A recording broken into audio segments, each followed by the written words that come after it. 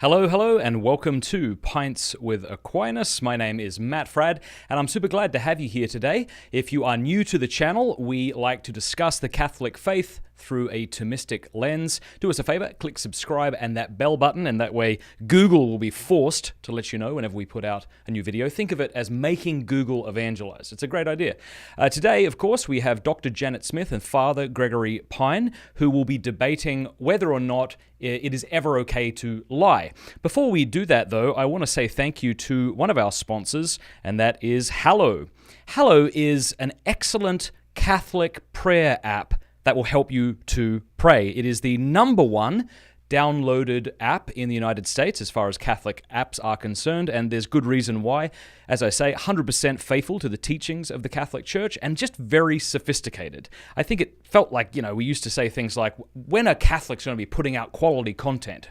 We used to settle for sub-quality content, but at least it was Catholic. Well, this is the best of both worlds. So if you want to get better at praying, go and download the Hallow app right now. They have free content available, but if you want to get access to the entire app, be sure to click that link in the description below, hallow.com/mattfrad, and that way when you sign up, you'll get access for a whole month to their entire app. Their sleep stories, their Lectio Divinas, they lead you in the rosary, daily gospel reflections.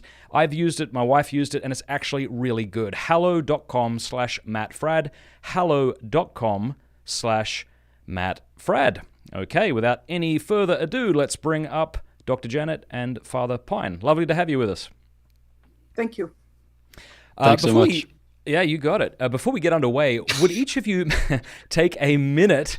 By the way, I just got to say, I'm just super jazzed about this debate. Dr. Janet Smith, that talk you gave on contraception 800 years ago changed my life. It changed how I thought about moral law, the teleology of moral acts, and I'm just thrilled to have you on the show. I'm a big fan of you, and Father Pine, of course, yourself. It's just lovely to have the two of you in dialogue. Before we get underway, now that I've got that out the way, I'm like fangirling, if we could have maybe Dr. Janet and then Father Pine just tell us a little bit about who you are.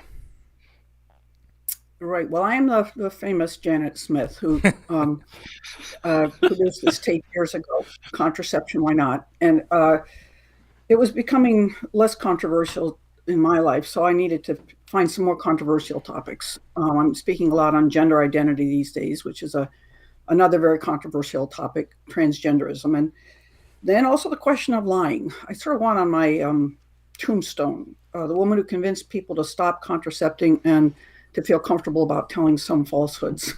That's my goal. Not quite. Anyway, I've been a professor for many years, at first at Notre Dame, University of Dallas, finally Notre Dame. I've written my most polished essay on this is in First Things in 2011 called Fig Leaves and Falsehoods. I've received a couple responses since then, and I hope soon this is sort of reactivating my desire to respond to those. One's in Nova et Vetera edition, one of them in 2000, it had to be after, probably 2012. So anyway, it's a new topic of interest, and I mean, to call 10 years new, but something I'm interested in getting the philosophical establishment to take another look at. Thank you. Is that good enough? That's great. Yeah. Father Pine. Hello. My name is Father Gregory Pine. I'm a doctoral candidate at the University of Fribourg in Switzerland, where I'm studying Christology, specifically soteriology, so how does the Lord Jesus Christ save? Previously, I served at the Thomistic Institute in Washington, D.C., and other things of interest are few. I contribute to a podcast called Godsplaining with 4 other Dominican friars, which is weekly, half-hour, fun, I think. So you can check that out. That's it. Excellent. Thank you. Right. Well, here's what we're going to do. We're going to give 15 minutes each for opening statements, just so we know, what each means by lying, and just kind of let each person lay out their case. So Father Pine will begin with 15 minutes, then Dr. Janet Smith. After that, we'll have about a 30 to 45-minute discussion. After that, we're going to take a time of Q&A. If you want to make sure your question's read, make sure you add it as a super chat or over on Patreon. And after that, we'll do closing statements of about five minutes each. All right, so let me just throw this up here, Father Pine. And whenever you are ready, we can begin. Perfect. Let's do it. So for an opening statement, rather than giving fully formed arguments and playing them out to their, fullest or final term, I thought we could just do a kind of quick vocab and grammar study. So just kind of go through the tradition, talk briefly about what St. Thomas Aquinas has to say in receiving the kind of scriptural and Augustinian testimony on the matter, because I think that'll set up the subsequent discussion in such a way that everyone has a feel, all those viewing or all those listening have a feel for what's at stake. So here we go. Truth and lying. The basic principle is a biblical one. Thou shalt not bear false witness. And obviously everything here is downstream of that. So it's about an interpretation of that mandate, right, of that commandment and how it touches us concretely, particularly in our lives. So I'm going to kind of pick up Augustinian things and scriptural things along the way, but mostly follow what St. Thomas Aquinas has to say, because I am a Thomistic hack. So St. Thomas has his treatment of lying in the treatise on justice. So you recall three big parts to the Summa. The first is mostly about God and creation, the second mostly about the moral life, and the third mostly about Christ and the sacraments. So this falls within the moral life broadly conceived, and then specifically those virtues by which we ourselves are perfected on the way back to God. And he treats it as a potential part of justice. He treats the virtue of truth as a potential part of justice. And for him, it's like a virtue of civility. That's not his language, but it's maybe language subsequently attributed to him by like Father Romanus Cesario, for instance. So there are a handful of these kind of baby virtues, these potential parts of justice, like liberality or gratitude or vindication or amicability, which really build up social discourse. So the types of things without which our social lives tend to break up or tend to even collapse. So you would typically think about them in light of the common good and what you owe to the common good. So what we're talking about with respect to truth is we're talking about what is due to another human being. So then, what is truth? How does St. Thomas understand truth? Basically, we seek by the virtue of truth to ensure that our externals, so words and deeds included, are duly ordered in relation to something as sign to thing verified. For those listening at home, you're like, wow, great, totally clear, excellent, wonderful definition. So the idea being, okay, so externals, words and deeds, what you say or what you do is duly ordered, okay? So it should adequately or it should proportionately reflect what?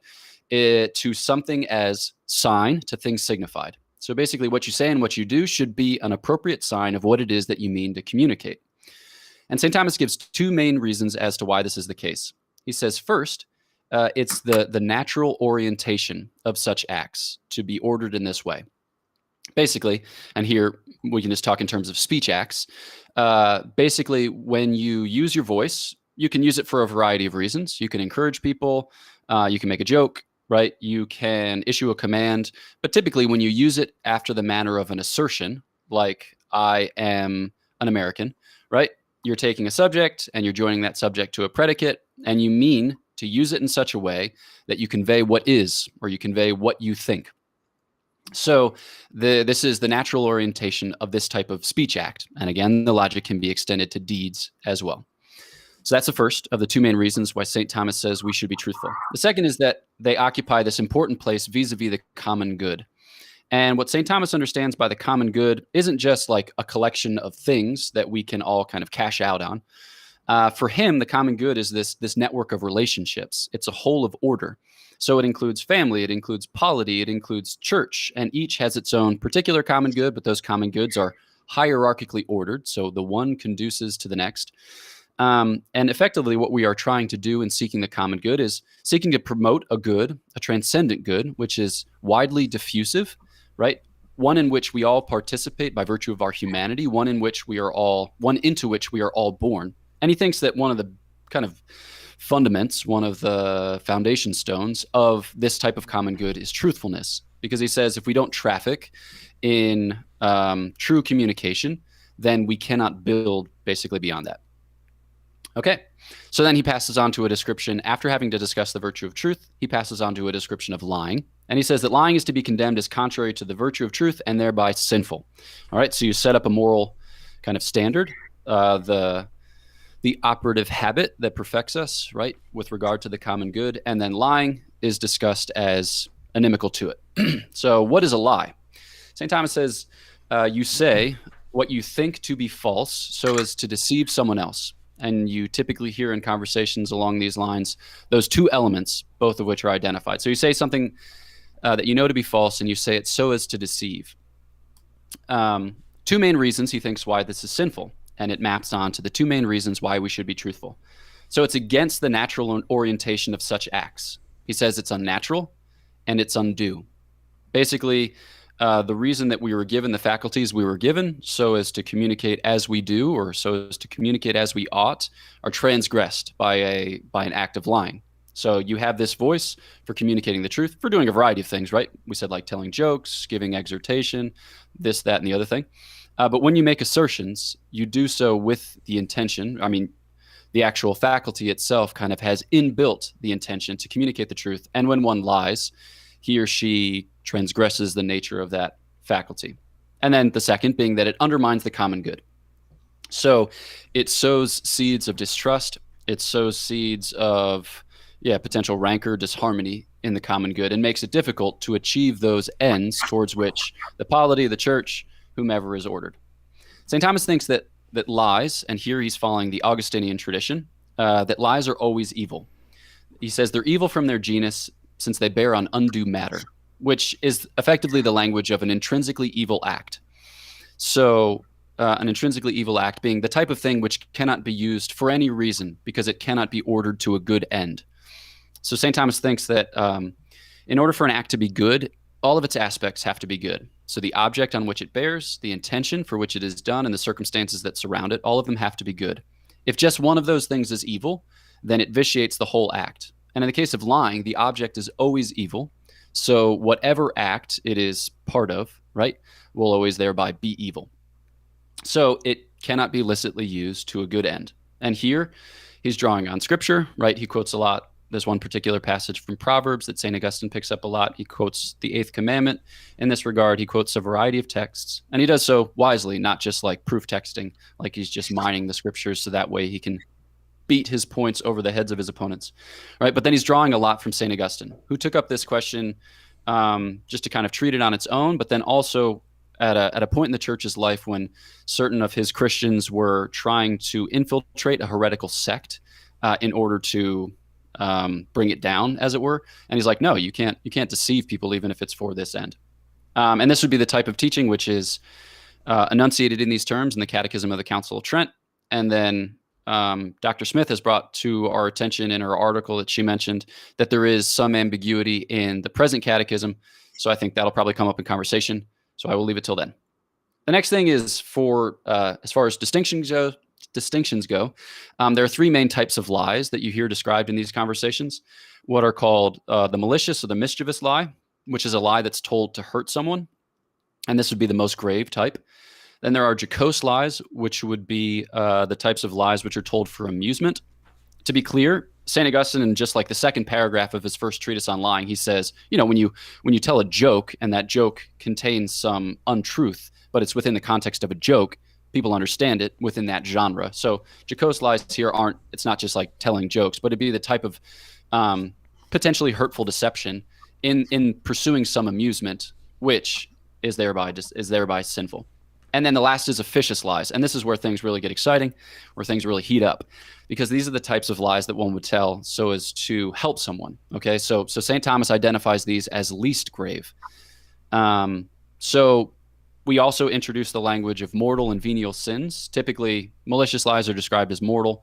Often, jocose and officious lies are described as venial. But you can't parse it just that way because circumstances and ends can shape the character of the act in such a way as to make some more or less grave. But typically, an officious lie told for a good reason would be counted as venial.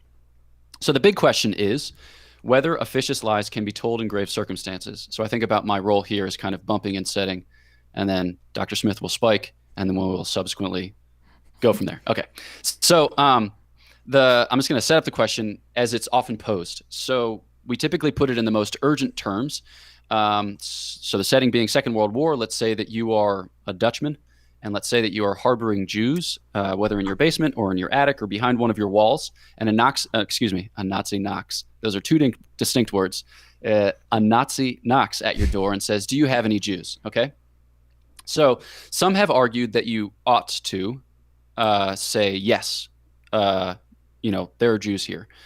Some have argued that you ought not. You should say, no, there are no Jews here. Some have argued other things. What's not always clear in the argumentation is whether it's morally praiseworthy or it's morally blameworthy, or if it's somewhere in between, or whether this counts as a lie, whether this doesn't count as a lie, whether lies are always bad, whether they're not always bad. So it's like the waters are kind of muddy around this point. So I don't want to overgeneralize in a way that's unhelpful, but I just kind of want to try to get to the heart of the matter. So ambiguity acknowledged, not sufficiently addressed. That is my fault. I'm now moving on. So the principle that's at stake here is you oughtn't do evil that good may come. Okay. So St. Augustine, he quotes this text, and he basically says, ought we to kill the soul to save a body? All right. So St. Augustine and St. Thomas Aquinas would both say in this circumstance that lying is sinful. All right. And as a result of which one ought not lie, because there's not a place within their moral system which tolerates sin or which would encourage sin, even if the outcome of it would be of great benefit for those who do. So St. Augustine says, or quotes this passage from Proverbs, "The mouth that lies slays the soul." All right. So when trying to evaluate this question, I think it's most helpful just to say it's a venial sin. Okay. It's a venial sin. All right. So it's this particular thing. It would not be a mortal sin. It's a venial sin. And if a venial sin, then that should color our evaluation of the act. Okay. So St. Thomas understands venial sins typically as sins analogically so called. So in his understanding, he takes from St. Augustine's definition that a sin is any thought, word, or deed contrary to the eternal law. All right. And mortal sins would be the types of sins whereby one takes as his or her end something other than God, and as a result of which sunders that relationship with God. Venial sins, he says, are not sins like this. Okay.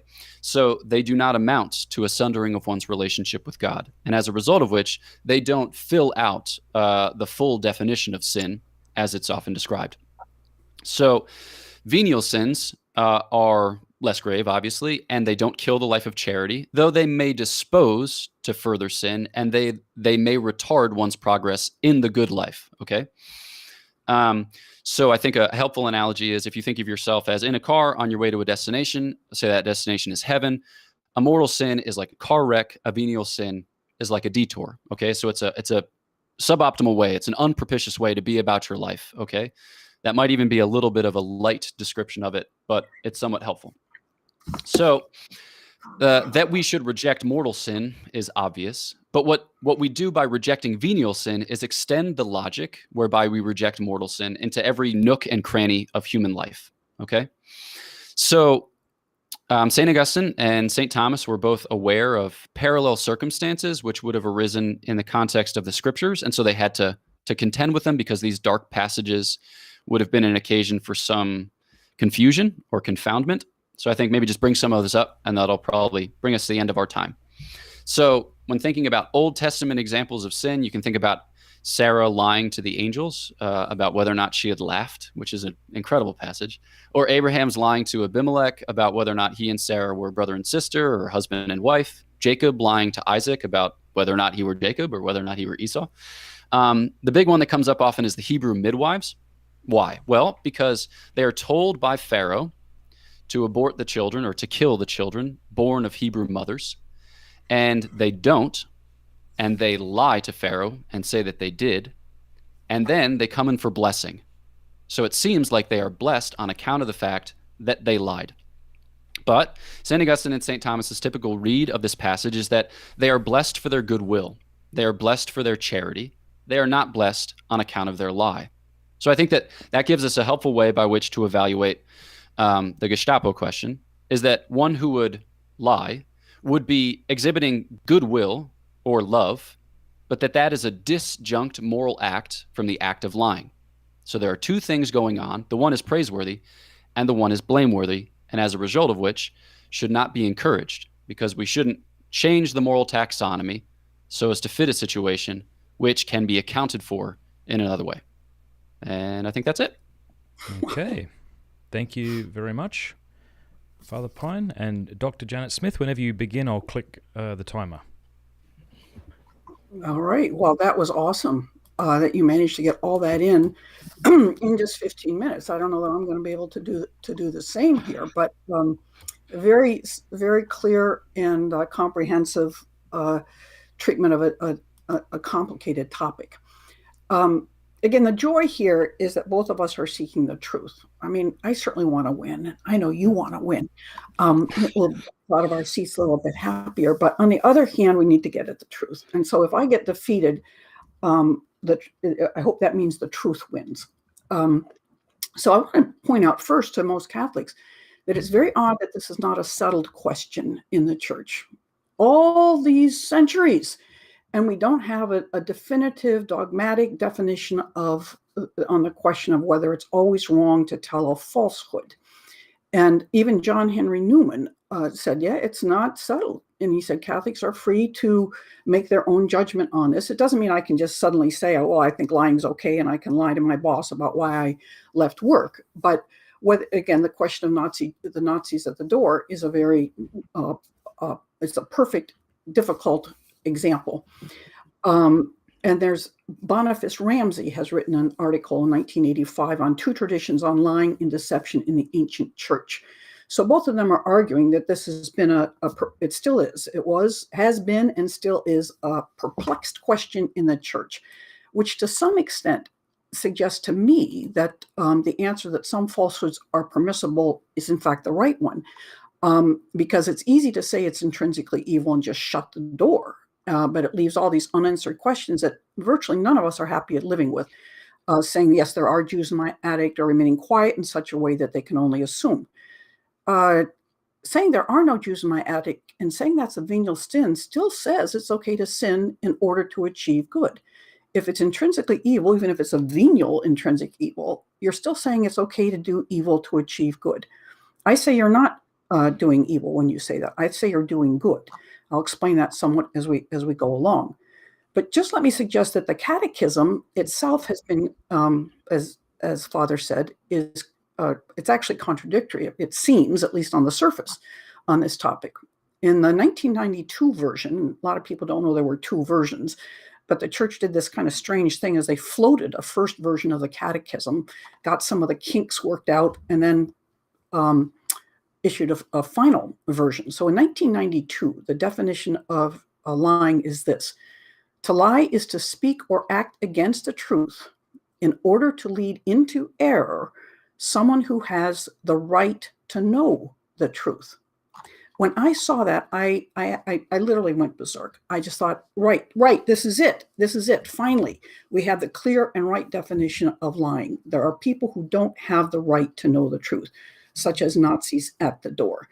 And so even though I want to lead them into error, I'm actually leading them into a different kind of truth, the truth that the Jews deserve to live.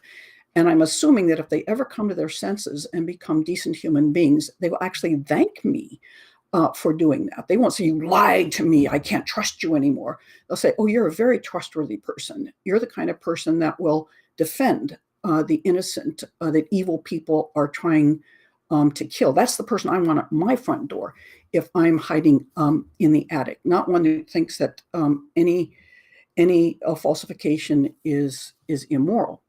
But then, strangely enough, the final and authoritative version of the Catechism said, to lie is to speak or act against the truth in order to leave someone into error. Hard stop.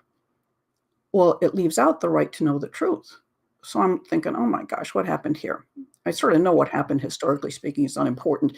But does it mean that we no longer, for those 5 years, it was okay for us to lead into error someone who didn't have the right to know the truth, and now it's not? Is there a change? Oddly enough, the letter that accompanied the second edition said there were no substantive changes. There was no explanation of that change. There was no appendix, no articles written, nothing, as if there weren't a change. Well, if there weren't a change, either first one means you can never lead anyone into truth, which it actually says you can. it implies certainly, and it's a hard logical implication. It's not just a fanciful inference, who has the right to know the truth. That person you have to tell the truth to. The one that doesn't, you don't have to tell the truth to, again, if there are gravely important issues.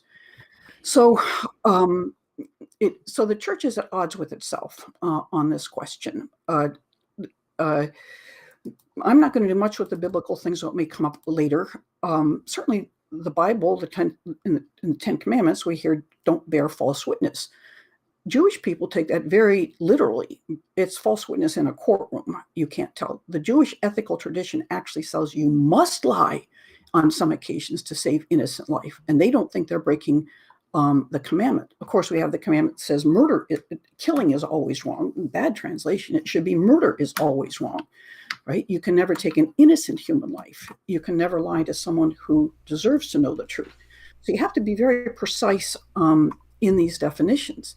And we have to say, I mean, the record of the church in this record is pretty remarkable. A lot of the saints engaged in a lot of, not just deception, but false signification. Father Chiswick, when he went to Russia, claimed he was a married man, right? That's how he got in. If he'd said he was a priest, he wouldn't be allowed in. He snuck in to minister to those who were in the gulags, right? Pius XII, read the book Church of Spies. Pius XII was a fantastic spy from very early on. All right, he had a whole network of spies in and out of Nazi Germany, and spies can't do their work without a lot of false signification, right? Never. So you don't see the church talking about the immorality of spying or the immorality of police work or the immorality of in military engagements, sending out false signals, or even, lying about we're attacking at 9 when they're really attacking at 8, right? We do it all the time. And you don't find this under in the commandments when it gives subcategories of actions that are wrong. There are instances of the primary action that's wrong, right? And I want to claim everybody does it almost every day. I'm sure, well, when Father is, and he has been, I'm sure when he's an active priest or a faculty member, people come to your office all the time. Are you busy? Now, you might be dreadfully busy, but of course what you say is, no, I'm not busy. And then come on in, sit down. And again, if later the person found out that you were dreadfully busy, they wouldn't think you were a lying, untrustworthy person. They'd largely think that you're very generous, that you're willing to make them feel comfortable. Not to say I'm extremely busy, but if your concern is important, come on, sit down, I'll talk to you. Instead, we don't know if their concern is important. We might ask and say, come back later if we're that busy. But more often than not, we all say, no, I'm not busy, come on, sit down, all right? Anybody who deals with, say, people who have dementia find it's very hard not to tell lies, and it might even be necessary. If a widow cries every time she hear her husband's dead, as if she heard it for the first time, and she says, when is Dad coming home tonight? And if you were to say he's not coming home, he's dead, she just grieves like she is grieving for the first time. Or you just say, oh, he's at the Elks, he'll be back later, you'll probably be in bed, but he'll be back. And you say, that's the kind thing to do. And I want to say the reason is much the same reason that Father says, Augustine says, jocose lies are okay. We know the context. In the context, we know the kind of speech act that's being engaged in. There are speech acts which are assertion of the truth to someone who deserves to know the truth. Then you can't tell falsehoods. But there's many other acts in which the purpose of the act is not to convey the truth, the literal factual truth about this situation. Please come in, sit down, I'm not busy. Dad's at the Elks, he'll come home later. All right, it's the context of the act that tells you what is the purpose of this speech act. Now, what is fascinating to me, again, is how much philosophers try to get around the statement that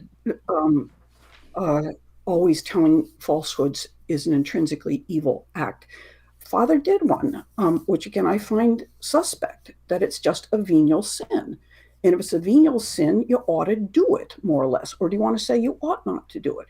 If there's Nazis at the door saying, are there Jews in your attic? Should I or should I not say there are no Jews in my attic. I say, nope, I'll never do evil to achieve good. Therefore, I won't do it. Oh, it's just a venial sin. Say, but I was told not to do venial sins either. No sinning. It doesn't say it's okay to do venial sins sometime if the consequences are good enough. Never commit mortal sins. That's not the teaching. The teaching is never sin. So the fact that it's a venial sin might bring some kind of strange comfort, but it doesn't tell me what I should do in that situation. If it tells me I should say there are no Jews in my attic, then it tells me it's okay to commit at least venial sins in pursuit of a great good. Others have this strange idea of mental reservations. One of my best friends, Monica Miller, who's one of the most upright people I know, just beautiful pro-lifer. She always thinks it's okay to have a mental reservation. I could say, no, there are no Jews in my attic. And I'm thinking in my head, for you to kill, all right? There are Jews that aren't allowed to be killed in my attic, but I'm in my head, I'm saying none to be killed.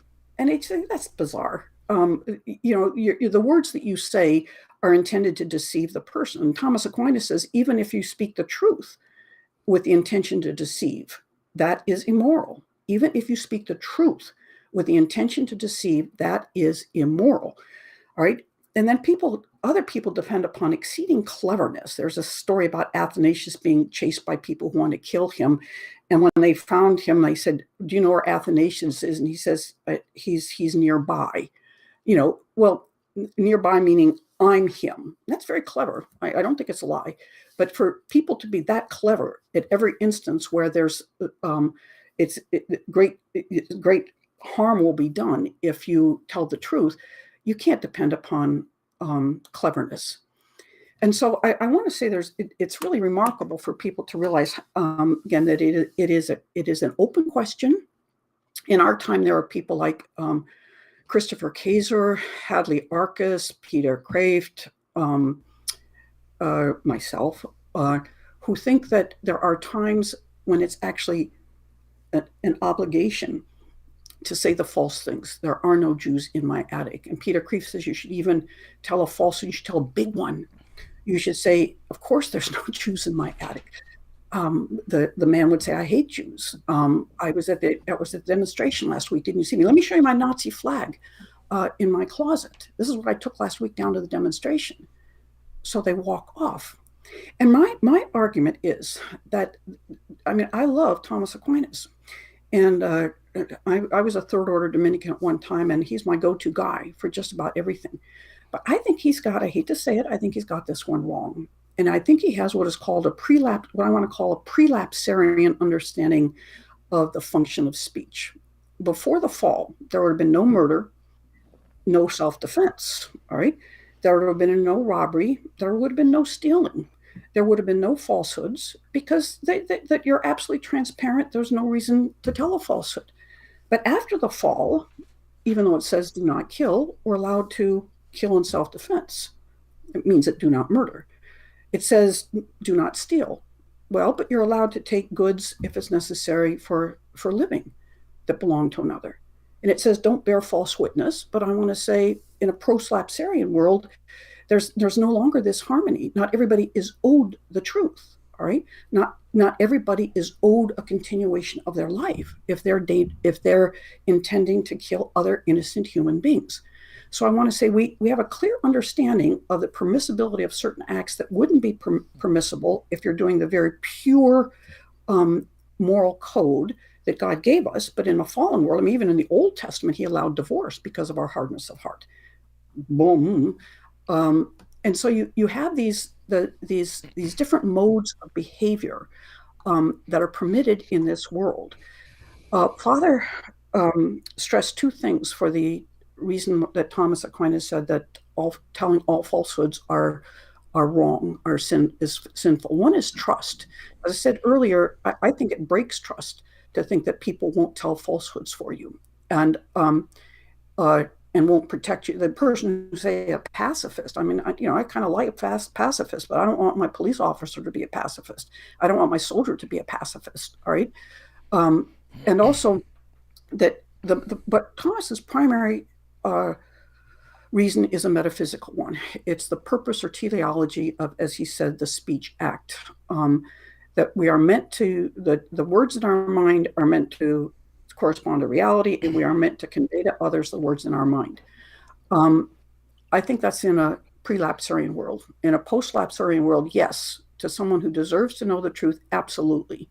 But there are many people, and it's even as a matter of deserving. Dementia patients, I want to say they don't deserve the truth. It's cruel, right? So you don't do a cruel thing. You don't do it it's not a debitum. It's what you don't owe. You owe something to the dementia patient, and what you owe them is comfort, not the truth that their husband has died. Thank you. Thank you so much, Dr. Smith. This is just a fascinating discussion. I just want everybody to know the comments are amazing. This person says, I am blown away. I am leaning towards Father Pine's position, but I really want Dr. Smith to be right.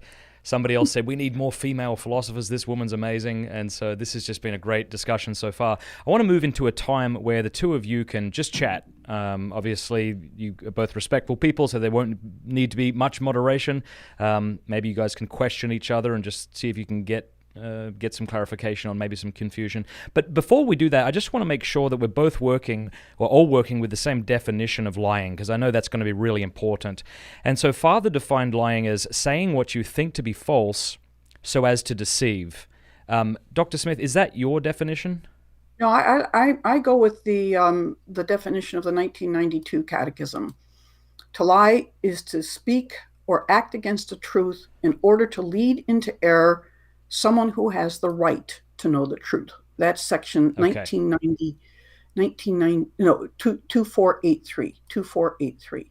And right. Matt, I do want to say, I think this, I'm glad people are having such good, this is kind of epic, in its own little modest way here. This is an epic thing. And this is really the kind of discussion I want to see happen. It's the only way we're going to get to the truth, is to really pound out these issues. And I appreciate the care that Father Pine took with his preparation. I think it's a good Thomistic thoroughness. It's great. Excellent. Well, I'm going to step back here and just let the two of you ask each other questions. So whoever wants to begin, go for it. I guess I want to ask Father if he thinks it's okay to commit venial sins intentionally. I don't. Right. So okay. Yeah, that's great. That's a good clarificatory point. I guess the reason I brought that up is for reasons of taxonomy, not for reasons. So I would see that as pertinent for an after the fact evaluation of conscience, for instance, to say that there are two acts that transpired. One is an act of goodwill, whereby the Hebrew midwives wanted to preserve the lives of those who fell into their care. And then there's another act of lying. But because lying is intrinsically evil, it can admit the further end of the goodwill or the love that they exhibited for the children whom they helped to birth, and as a result of which we would distinguish them, right? So because it's an intrinsically evil act, it cannot be chosen, it cannot be done for a good end, and as a result of which you have two distinct things. So I think that the reason I bring that up is for the taxonomy purpose, that it helps you to see why we have the moral intuition that what is done here is a praiseworthy thing, because you have one act which is exhibits great charity and great love, but that we're uncomfortable with it because there's another act present which is sinful, and as a result of which one can never counsel that someone do sin, right? For the reason that St. Paul gives, you can never do evil that good may come. So I bring that up for evaluation as a way of kind of making sense of our moral intuitions rather than giving encouragement to venial sin. But I think that there is a kind of tendency in the modern Catholic mind to just heap all sin in the same pile and say that it's all bad, it all should be avoided. It is all bad. It should all be avoided. But there are differences based on the object and then based on the reason for which. And so I think that I bring that up as a way by which to help kind of sort out how we feel about it. But that's good. That's a very clear answer. And it's clear that that's honestly what you were doing. But I also think it makes it clear that you think people ought not to say there are no Jews in my attic, and that that would be wrong to do that. And the one who said there are no Jews in my attic and saved the 8 Jews who are hiding there should go to confession, or at least do an act of confession. And the person who didn't say anything and the Jews were killed that person is going to have the consolation that they didn't sin in order to achieve good, even though 8 Jews have died. I think that goes against all of our moral intuitions. Peter Kreeft says, and I think he's right, he says, everybody knows it's moral to say to Nazis at the door, there are no Jews in my attic. And in fact, here's my Nazi flag that I have in my closet. And that people who say you shouldn't do that, he says, are in grip of a theory. And I think that's unfortunately true. You've got an apodictic a priori that all falsehoods are wrong, and don't realize the nuancing that requires. And the first edition of the Catechism does the proper nuancing. It says that any decent human being has a really visceral desire not to tell a falsehood. Our first motivations are to tell the truth.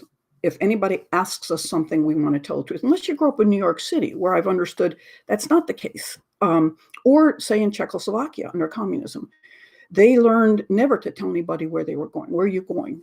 They never say, I'm going to the grocery store. If they're going to the grocery store, say, I'm going to the library, because they think they're being followed or tracked or whatever. And it takes them decades to learn how to tell the truth again after they've been under a regime. But in a say a peaceful country, in a decent country, people exchange the truth. And when people don't, we are disappointed, and we feel betrayed in a way, and we don't trust them. On the other hand, we all want to say to the Jew, Nazi who comes to the door, we all want to say we quickly overcome that desire to exchange the truth and to say, no, there are no Jews in my attic.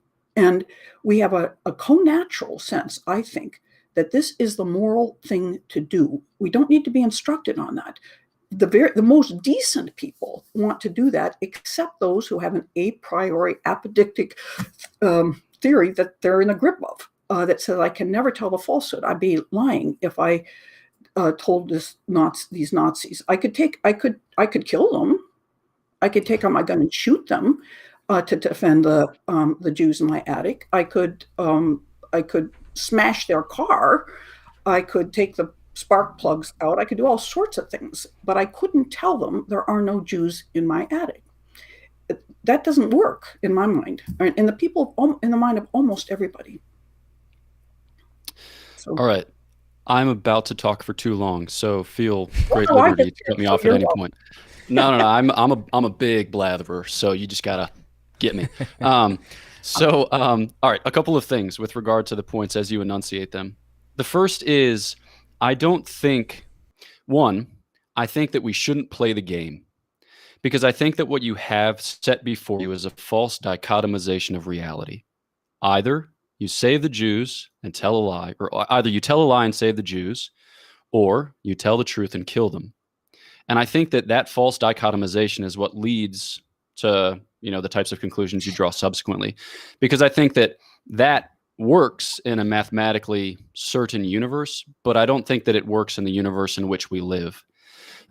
Because, one, I don't think that we should play the game as it's assigned to us by the Nazis, because social discourse has broken down to such an extent that, like you said, you don't have to just lie, tell a fib. You have to go overboard and say how much delight you would take in finding Jews in the basement of the neighboring house, and how you would drag them to the street, and ... Things get harrowing quickly.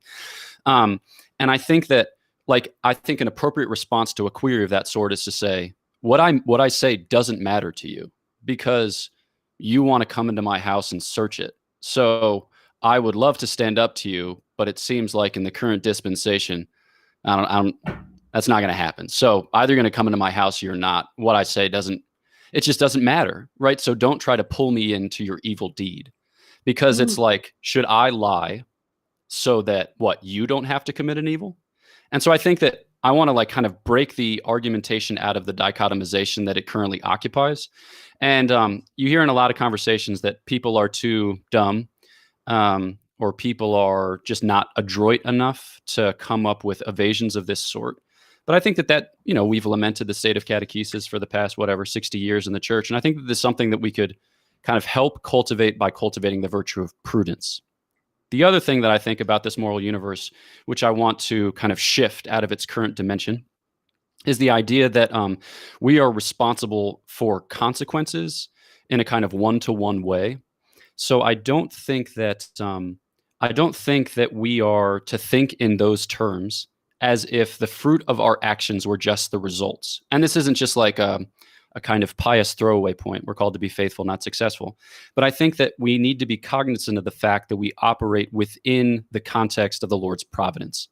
So a couple of stories. One, St. Augustine tells a story about a former bishop of Tagaste who was questioned about whether or not he was harboring Christians during one of the persecutions. I think it was the Valerian persecution.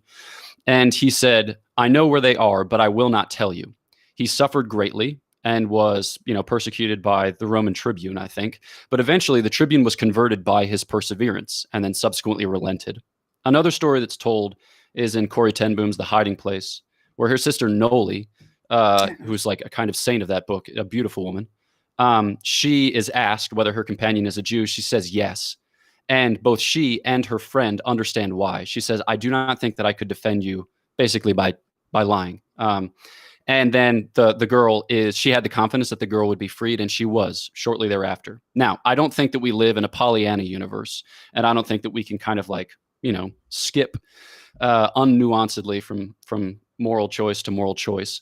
But I don't think that we should think about it in terms of outcomes assessments in the same way. I don't think that that's reason to be irresponsible, but I just want to kind of move it more into the zone of prudence and this idea of like, okay, I'm posed with these terms, but I don't accept these terms because I don't want to be made to abide by them. Third and final point, and I'll stop. I think that the reason that our moral intuitions kick in so acutely at this stage is because it's someone else who suffers, right? If it were us, it was like, are you a Jew? Are you hiding? Like it would be a different kind of moral evaluation, but we feel it more acutely because it's someone else over whom we exercise a certain responsibility. And I think that this is what's most neuralgic about it. But I read somewhere, I've forgotten where it's quoted, but I want to take it out of the consideration of Nazis and Jews and just talk about it in terms of like apostasy, for instance. So if you've read the book Silence by Shusaku Endo, one of the most nefarious, devious tactics that the Japanese employed to get the Jesuits to renounce was by torturing other people. And in response to situations like this, Hauerwas says that if you really believe it, you need to be willing to let others suffer for it. And I think that this isn't directly addressing your concern because you're not making you're not saying that it's a sin. And so I want to be clear about that. This is not addressed particularly to you, but kind of the wider conversation. So I think that we lack something of that. And I think we've seen how this has taken effect in our lives just in the past year with COVID. There's a great paralysis that is set in, not because we ourselves are afraid of getting sick, but we're afraid of getting other people sick. And as a result of which, it's kind of like vitiated our ordinary exercise of prudence. And we feel ourselves utterly incapable of being bold, being courageous, being magnanimous, right? Because our hearts are built for such things. But because it might negatively affect other people, we feel ourselves paralyzed. And I think that there's something of that that's also going on in this situation. Yes, thank you. Again, I think it's too easy to talk about a false dichotomization.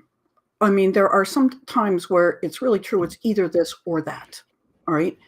And there are many times where there's a third option, but many times there isn't a third option. You're a Jew and you're trying to leave Germany, and Pius XII has arranged for you to have a false passport and even a false baptismal secret. Those are lies. All right. Now you're going through the checkpoint, and they want to see your passport, and they even want to see a baptismal certificate. And you say, I will never lie. I will not show him this false baptismal secret given to me by a pope. I will not give this false passport arranged for me by a pope. And that seems to me to be absurd, that you wouldn't do that. And you'd say, no, I can trust the pope. I can trust the pope to know that this is moral. Not on all points do I trust all popes, but the popes did this, and the saints did this. Father Chiswick said, I am a married man. Now, it's an equivocation. He means he's married to the church as a bride. He didn't mean that, and he didn't expect them to mean that. He meant, at the moment, I want you to think that I have a real wife somewhere. All right, that's what I want you to think. I think that again, in the military, if you can get your opponent to believe falsely about when you're going to attack, that's an extremely important thing to do. And if you do it by sending someone behind the troops that says, "Oh, I managed to get by there the other day. You think they're attacking at noon, but I'm telling you, they're attacking at 9 a.m. Get ready for it." Or the other way around. You think they're whatever, but you're going to be attacked at a time that you're unprepared. So I'm telling you that. And you're saying you shouldn't do that. And I want to say there's all sorts of deliberate falsifications precisely because of context. When you say that it's okay to make a joke and say something that at least momentarily you expect the person to think is true, even if just for a nanosecond, because that's where the humor is. All right, you expect them, you are leading them into error to get a laugh. All right. And for a nanosecond, you expect them to believe. At one time, telling my students that the bishop took me to the airport. I was speaking to him. I said, the bishop drove me back to the airport. I said, it's because the Pope wasn't available. And for a minute, they're just a minute, ha, ha, ha. But that little minute, all right, that nanosecond. So if in context, it's okay to say a falsehood for a laugh, why isn't it okay in context to say a falsehood to save the life of Jews? And you said that the reason I'm lying is so that you don't commit an evil. I want to say, no, that's a benefit that you don't get to get evil, but I'm doing it to save these lives. And I'm doing it because in context, you don't have a right to know the truth. And it just seems to me there's an amazing contradiction between those who think that it's okay to tell a falsehood to get a laugh, and it's not okay to tell a falsehood to save lives. How do you resolve that? Sure. So starting with the definition of lie, the one that I used, and I know that we're at odds about that, but yeah, we can pick that up. The idea of communicating something contramentum, right, for the purpose of deception. So when you joke, you're not actually communicating contrary to your mind, because what you've conceived in your mind is a joke, and you're not telling it to deceive, you're telling it to delight. So in the sense that, like, for instance, like God knows change, but God himself does not change. So God provides for the dispensation of his providence in a way that's pedagogical. So he leads his people from Old Testament sacraments through Christ to New Testament sacraments. It doesn't mean that the former are a deception. They are temporary. They are suited for a time, and they lead to fullness. And I think that what you have with a joke is that type of thing. It's a kind of temporal dispensation that is meant to cause, a kind of humorous release. Whereas with respect to, telling a lie to save a human being, there you're, telling something contramentum for the purpose of deception. And I think that maybe where our big point of disagreement comes with respect to the definitions is this idea of the truth to which another has a right. And I think that I would tend to say that everyone has a right to the truth, period, because I would worry about what would result. I mean, I think that in a principled way, because I think of that's part of what it means to be a human being, is to engage in this type of discourse. But also, as you play it out in its cultural and social setting, you see what it leads to.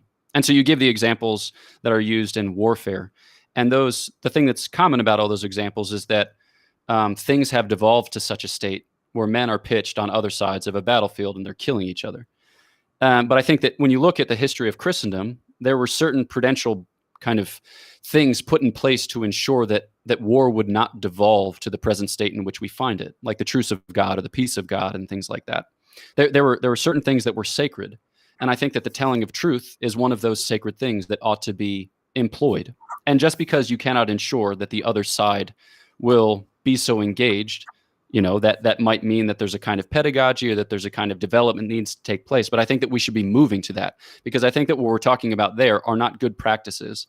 I think that what we're talking about there are structures of sin. And just because it's done widely, I think is lamentable. It's not normative.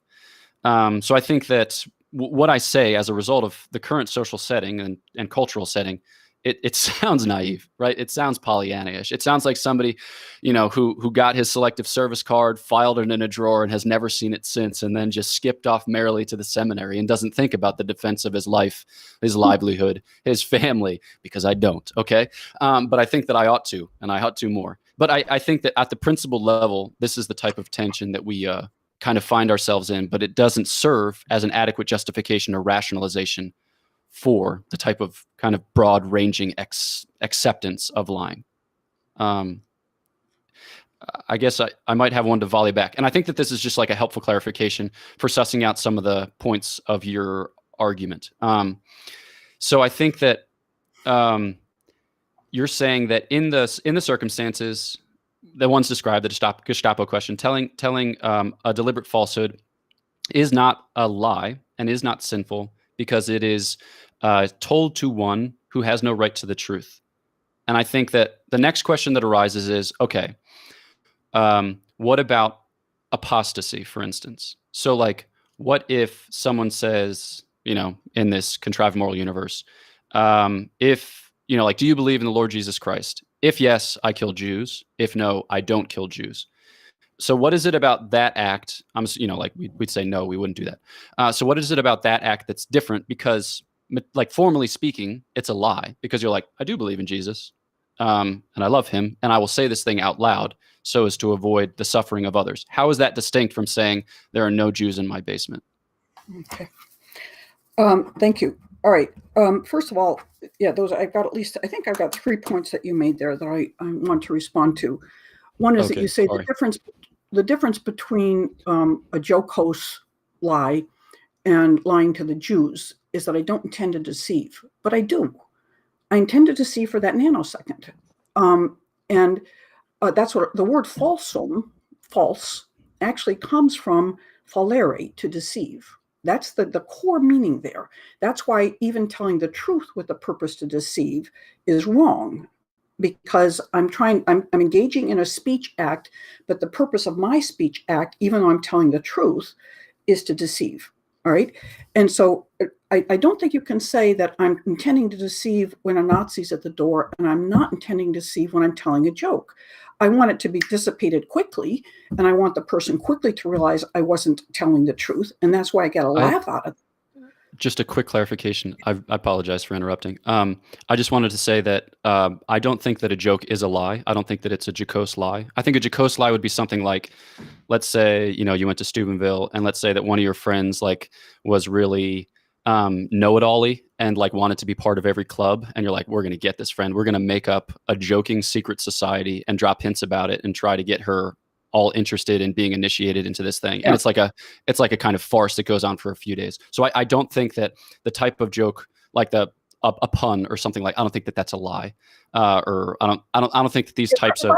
If I said I dye my hair gray because I'm really a hot blonde and I don't want to get all these dates. You laughed. All right. It's a good joke. Right. It's a lie. Right.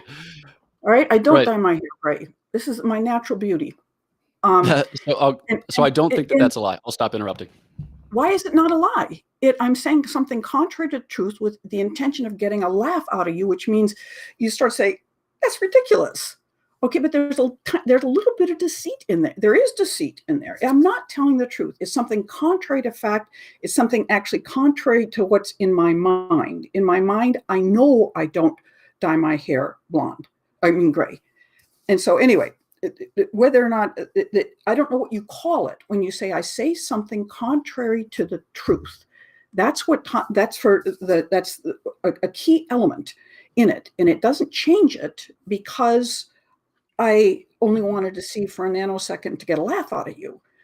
There's nothing that says that. It says because of context, and the context is a harmless one. I want to say, why is it okay?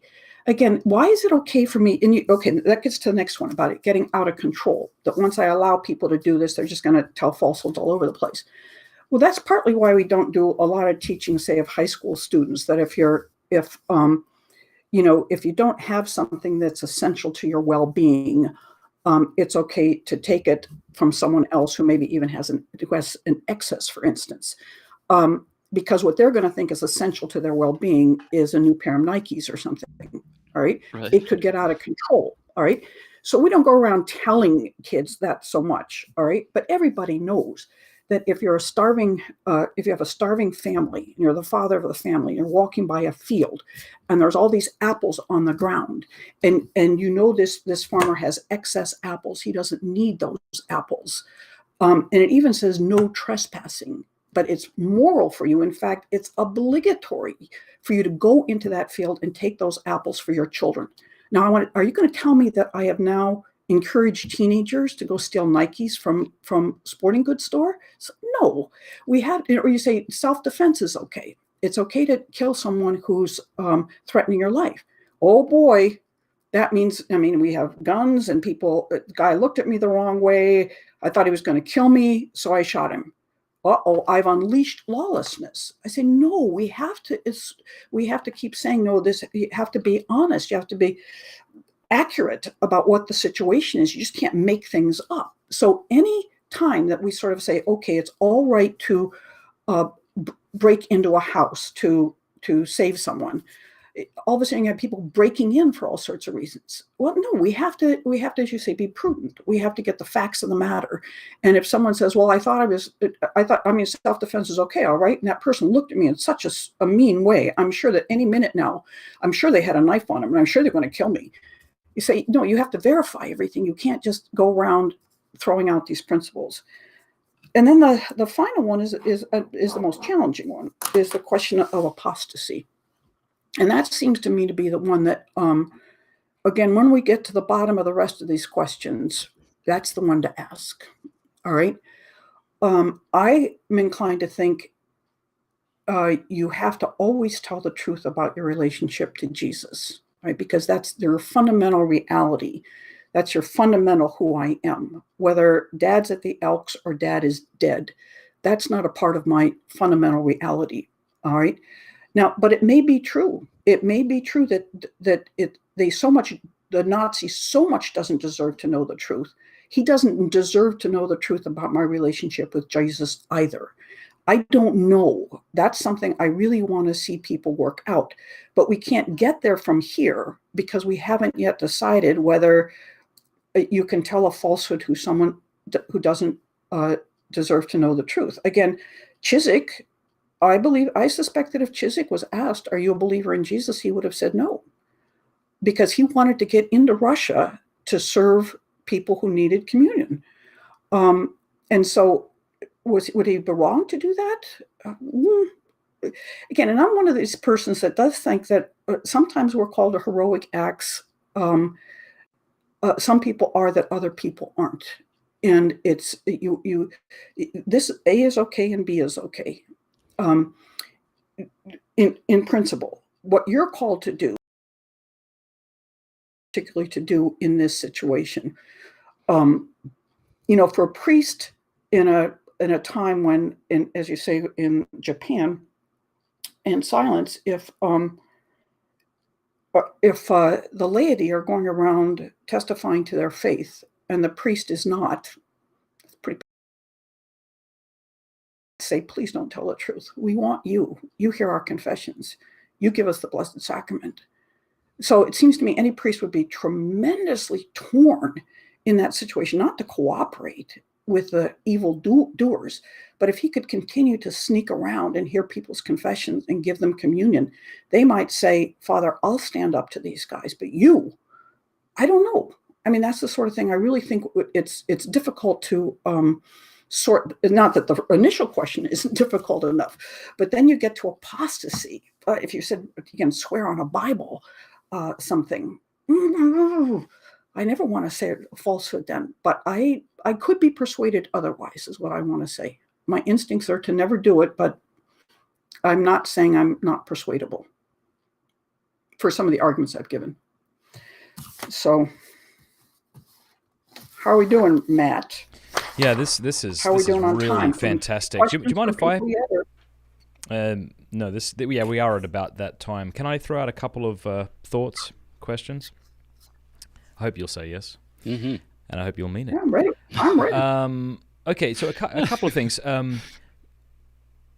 Dr. Smith, you talked about Aquinas and Augustine having a prelapsarian view. I think that the idea being that the sort of moral system as it pertains to lying would work in a time where there's no murder or adultery or thievery and this sort of thing. But we don't live in that time anymore. But I wonder if someone could make a similar argument about contraception. Prior to the fall, we lived in a world without STDs. Children wouldn't be born unwanted and these sorts of things. But things are a little more complicated now. What would you say to that? I'd say it's a good question. Sharp person out there, used to trapping people, Socratic method of Olympus. I got one for Father Pine too. So. Oh, there you go. Yeah, it's a good question. I would say that, again, before the fall, there would have been absolutely no need for natural family planning. All right. There would have been I think Aquinas talks about this. I'm not sure, but somebody does, that your appetites would be so measured that honestly you'd only have sex during the time when conception could happen, and that's be the only time you'd want to. And there actually would be conception every time you had sex, because that's the purpose of the sexual act.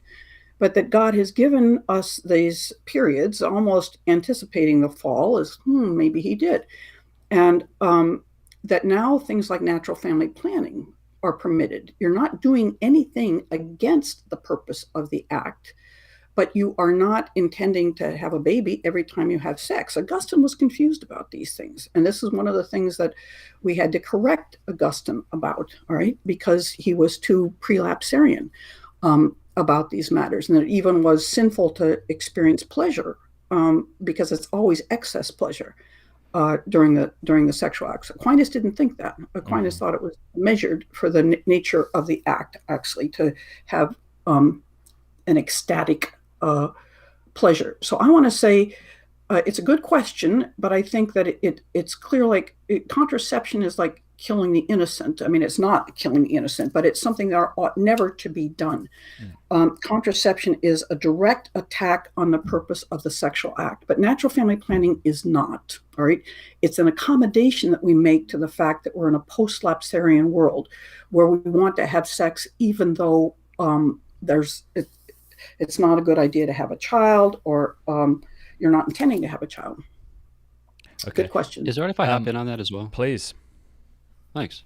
So I think I agree with the logic that you deploy in the question. So I think that there's a parallel between contraception and lying pre and post fall. And I don't think that the comparison with self-defense and the reappropriation of property is apropos. Why? Okay, here we go. So before the fall stuff. Okay. Original justice. So mind subordinated to God by grace, lower powers to higher powers by integral nature, body to soul, by these associated gifts of immortality and impassibility, and then the material universe to the human person by a kind of resonance of that interior perfection. So then with original sin, you lose that state of original justice. So St. Thomas says that original sin is a privation of those gifts that would have obtained before the fall, namely grace, integral nature, and then the associated privileges of immortality and impassibility. But he's adamant that the fall does not change human nature. He describes wounds, right? So ignorance in the mind, malice in the will, and then weakness and concupiscence in the passions. But he says that these do not fundamentally change the nature. It's just that each tends to its end without sufficient coordination with the others. So it's good that one desires food, drink, sex, but it's better that one desire them subject to the rule of reason, and we lose that subordination with the fall. So St. Thomas says that, in the garden, Adam and Eve would have had plenary virtue, but there would have been certain virtues that they didn't exercise because they didn't yet have matter for it. So like penitence, for instance, they would have had the virtue of penitence, but they wouldn't have had sins to repent of. And I think that's basically what you have with self-defense and with reappropriation of property. So with self-defense, you already have the principles present. So the order of love, you are to love God most, you're to love your soul next, the soul of others next, your body next, the body of others next. And that self-defense would have been legitimate within this dispensation, that you are to prefer your own life to that of an aggressor, and that you could deploy proportionate force in so doing, even lethal. But there's no matter for it in the garden. But after the fall, there is now matter, and so that practice, which would not have occurred, now has occasion. So too with property. Principles are already present. Everything belongs to God by right, on account of the fact that it's his. And that goods are for the common good, right? Principally to God, who is the common good of the whole universe. But also, we have this idea of the universal destination of goods. So goods are to be proportioned in such a way as to reflect that common good. Private property is not a post-lapsarian thing. It's a kind of application or determination of the natural law, St. Thomas says. It's part of the positive law. And he says that it's never the case that we own things in the way that God owns things. We can procure and dispense them, right? We can use them, but we don't have the rights over them that God does. And so this issue that Dr. Smith brings up of superfluous goods, they're returned, right, to the common good by this universal destination of goods when it's a moment of grave necessity for another human being. But that doesn't fundamentally change, like the law on stealing. It remains evil to steal. This is just not an instance of stealing because of the way in which this reappropriation pertains to the common good. So too, it's like with self-defense. It's not that it legitimizes murder. It wasn't murder before and it's not murder now. Whereas with lying, because speech acts contrary to one's mind for the purpose of deception are against nature, they are so before the fall and they remain so after the fall, I think would be the argument that people kind of working within this paradigm would give. Okay. And that provides the parallel that you kind of trot out with contraception. Dr. Smith, do you want to give a quick response to that, or shall I ask Father a question? Oh, I want to say it's an awesome response. Again, it's Thomistic precision and thoroughness at its awesome best. So that's a great challenge. But I want to say that when you say, again, murder is that killing in self-defense is not murder. It is killing, right? It is taking a human life, which we do with only the greatest of regret, right? And there would have been no such thing before the fall, right? No such thing. And the reason it's permitted is because we are in a post-lapsarian world. The protection of life has a different, what do you want to call it, level or something. I'm not getting exactly the right word I want. But we should all be pro-life. We should all be defending human life. We should all be trying to save life. But sometimes you have to take life to save life. And that seems like some people think that we have to be against all killing if we're going to be pro-life. We don't think so. And I think it's the same thing to be pro-truth, but not against all falsehoods, that sometimes they serve, just as in taking life serves life, so does telling some falsehoods serves truth. Here's my question for Father Pine. Thank you, Dr. Smith.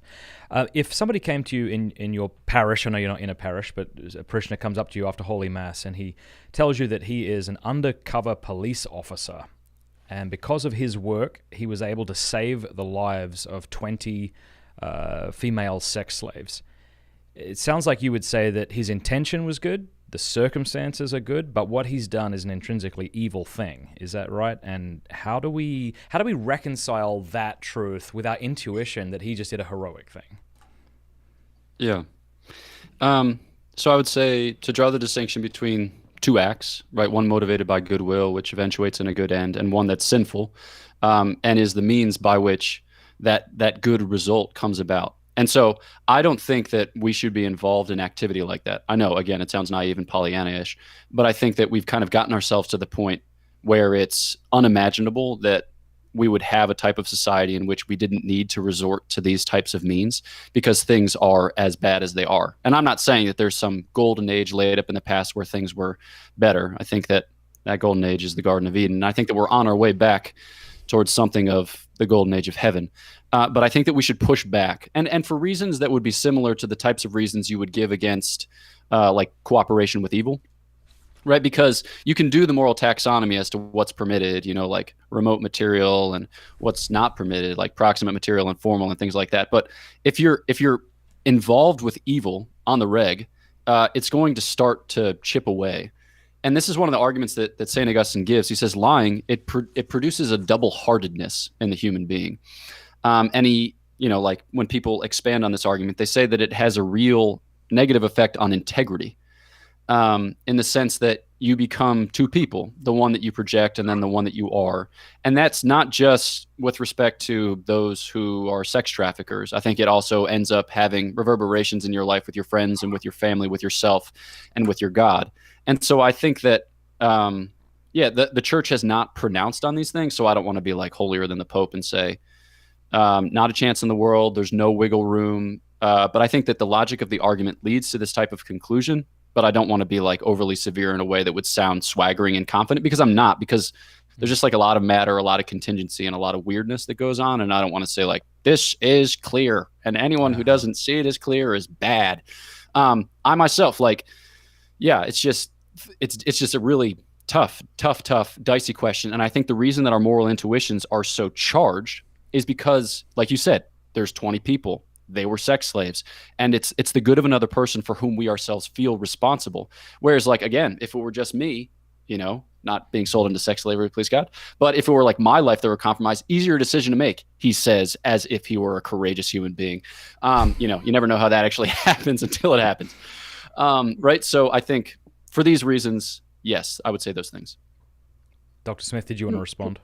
Just quickly, I would say anytime, I think soldiers who are authorized and are rightly involved of killing of the enemy, that is most likely going to, at least for a period of time, have a negative impact on them. They're going to be jumpy. They're going to be more ready to kill. All right, we see that when they come home, post-traumatic stress syndrome. But to say that they shouldn't do that, not be willing to accept that possible consequence, it would be to be this sort of too pure. Say I can't take those apples under the tree to feed my children because I might get used to taking things, and I don't want to sully my character in that way. And it might happen. It might happen that if you start taking the apples, then you start taking more. You might say, he's got a couple cars here. I could take hot wire one of these cars and take it. Okay, it could happen. It's not implausible, and it is possible that if I start telling falsehoods in order to save Jews, I might be more willing to tell them in the future.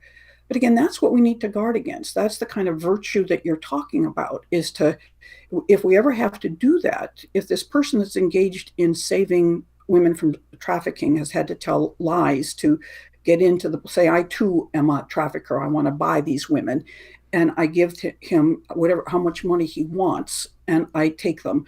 I'm pretending to be a sex trafficker. I'm telling lies because I say I'm buying them I'm a sexual trafficker. I want him to do that. And later I want him to, go and sit in front of the Blessed Sacrament and say, I hope you're proud of me. And I hope God is saying, oh, I'm extremely proud of you. Well, I'm worried about becoming a liar. No, don't worry about that, or just be excessively careful, as we say, as Aristotle says, bend the stick the other way for a while, so that you can correct that part of your being. But what you did is great, and thank you. So I think these are not just. I think these are actions that God will give people medals for when they show up at the door of heaven. God's going to say, "You are the one that saved all those women. Come on in." And he's not going to say, you shouldn't have said that. You should never have said that you're a sexual trafficker and paid all that money for that woman. I don't think he's going to say that. I think these are among the heroes. Thank you. Okay, so what I'd like to do now, for those who are watching, we're going to just take a short break for about a minute or two, and then we're going to take some Q&A from y'all here in the chat. So this has just been a fantastic discussion. People have been saying in the chat, and I agree with them, it feels to me like whoever spoke last, I'm like, yeah. So I'm finding this very difficult. I want the last word then, please. Well, I think you'll get it, won't you? Yeah. Okay, so before we go any further, though, I want to say Catholic chemistry. I used to work at Catholic Answers, and a co-worker of mine's name was Chuck Gallucci, and he really wanted to start an excellent Catholic dating site, and he did just that. It's called Catholic Chemistry. If you click the link in the description below, go check it out. These guys are fantastic. If you are single and you desire a relationship, you desire to be married, go over to catholicchemistry.com and set up an account. These are the first guys who had video chat embedded into the website. So you might meet, quote unquote, somebody online through this website. You don't have to give them your number or anything like that. You can just set up a time to chat right there on the website. A lot of people I know, by a lot, I should say 3, have met their future spouses. So was that a lie? I don't think. Maybe an exaggeration so I can sell their product? I'm conflicted. But there was about 3 people I know who have met their future spouse and on this and did actually get married. So go check them out. Great group. And people who are serious about being Catholic. People who aren't just Catholic by name. CatholicChemistry.com. CatholicChemistry.com. Okay. Right. Well, we're going to take some questions here in the live stream. And we'll begin here with Bia. Thanks for your super chat. Let me put you both up on screen. So,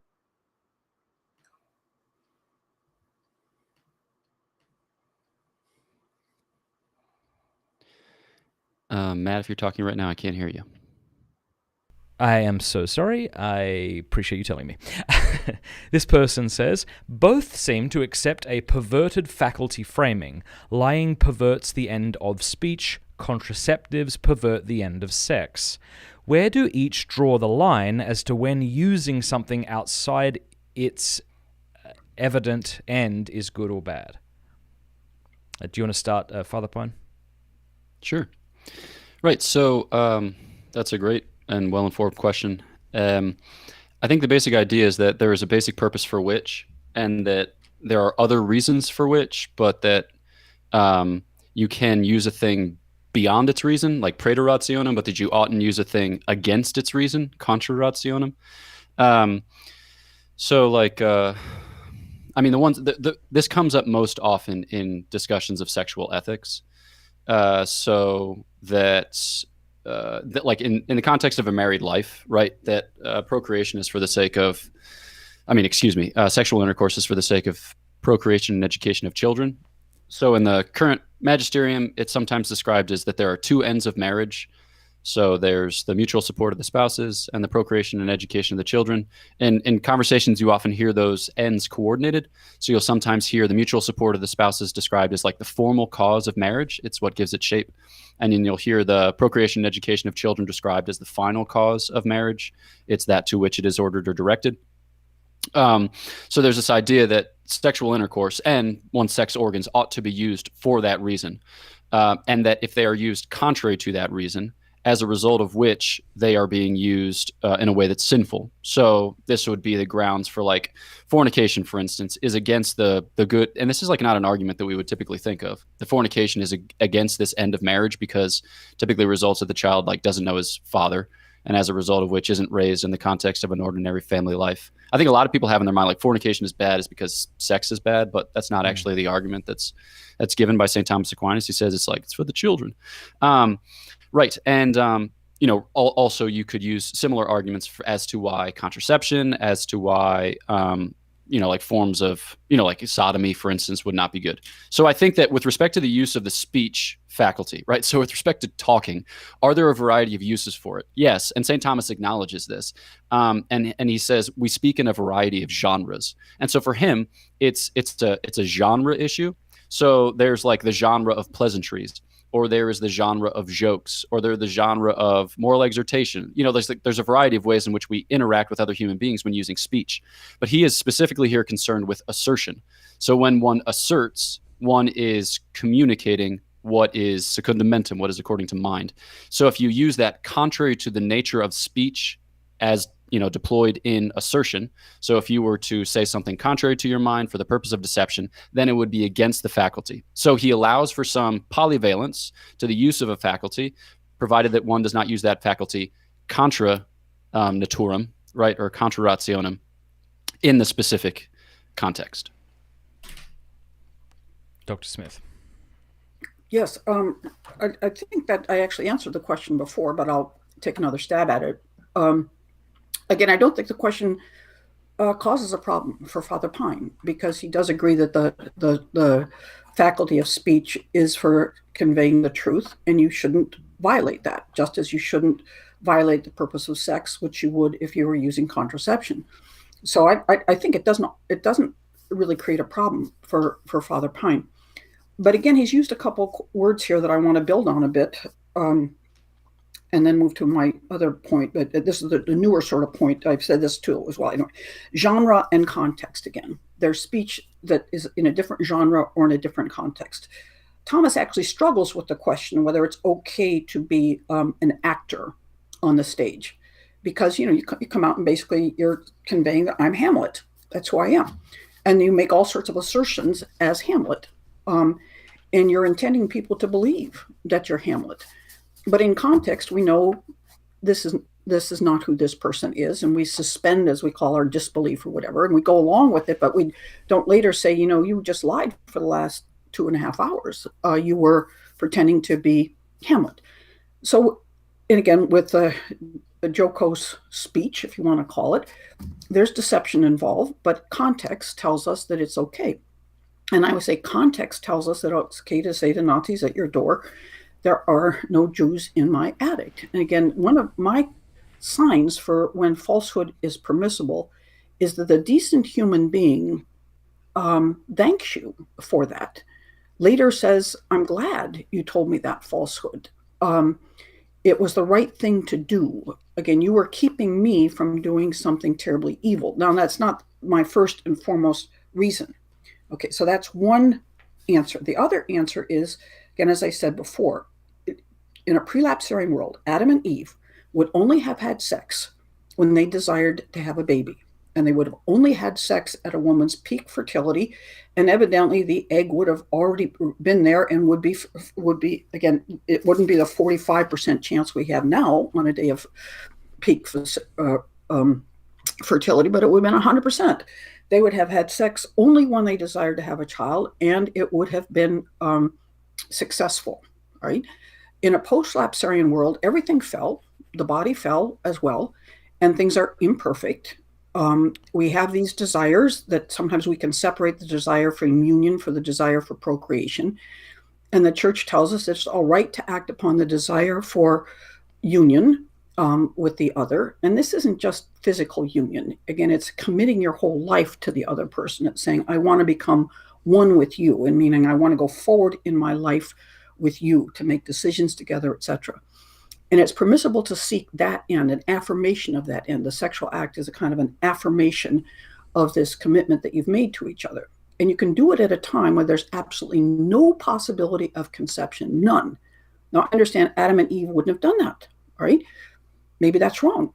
But let's, for the sake of the discussion, allow that it's right. But we're allowed to. We're allowed to have sex even at a time when conception is not possible. But we're not allowed to work against contraception, because that's an essential portion of the sexual act, of the purpose of the sexual act. So you can, as Father said, you can seek another end, one of the other polyvalent ends, the many values that something has. You can seek one of those values apart from the other, as long as you're not violating the other. So. Is it right? I mean, you said that in a prelapsarian world, Adam and Eve would have only had sex when they would have had a baby, or it was right to have a baby. So does that mean that the second end of the kind of marital act, namely the mutual comfort, is a result of the fall? That's the only reason it's legitimate? I'm going down a bit of a rabbit trail here. But mutual comfort. I mean, that's considered to be one of the many secondary ends. But the idea, comfort certainly is a affirmation, etc. But it seals the covenant. It keeps sealed the covenant. Again, you don't have to do that in. It means I'm yours and yours alone. All right, and I'm giving of myself totally to you. All right, and I'm giving my whole life to you. This is something I do with you and you only, and it's a great, incredible physical manifestation of our spiritual union. We are together as man and wife, two have become one.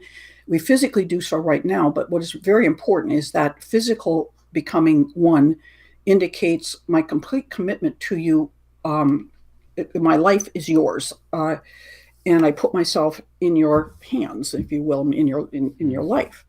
So comfort comes from that, and Adam and Eve wouldn't have needed comfort. I mean, they're not full of anxiety or self-doubt or low self-image or anything. They don't need that. And so So would you say then that Thomas doesn't have a sort of prelapsarian view of sex as he does with lying? Because in the Summa, when he addresses the marital debt, he says that the wife can demand the marital debt if she has an unnatural flow, knowing that she's, I know, believe it or not, so that she's incapable of pregnancy. He says that she can demand the debt then. So would you...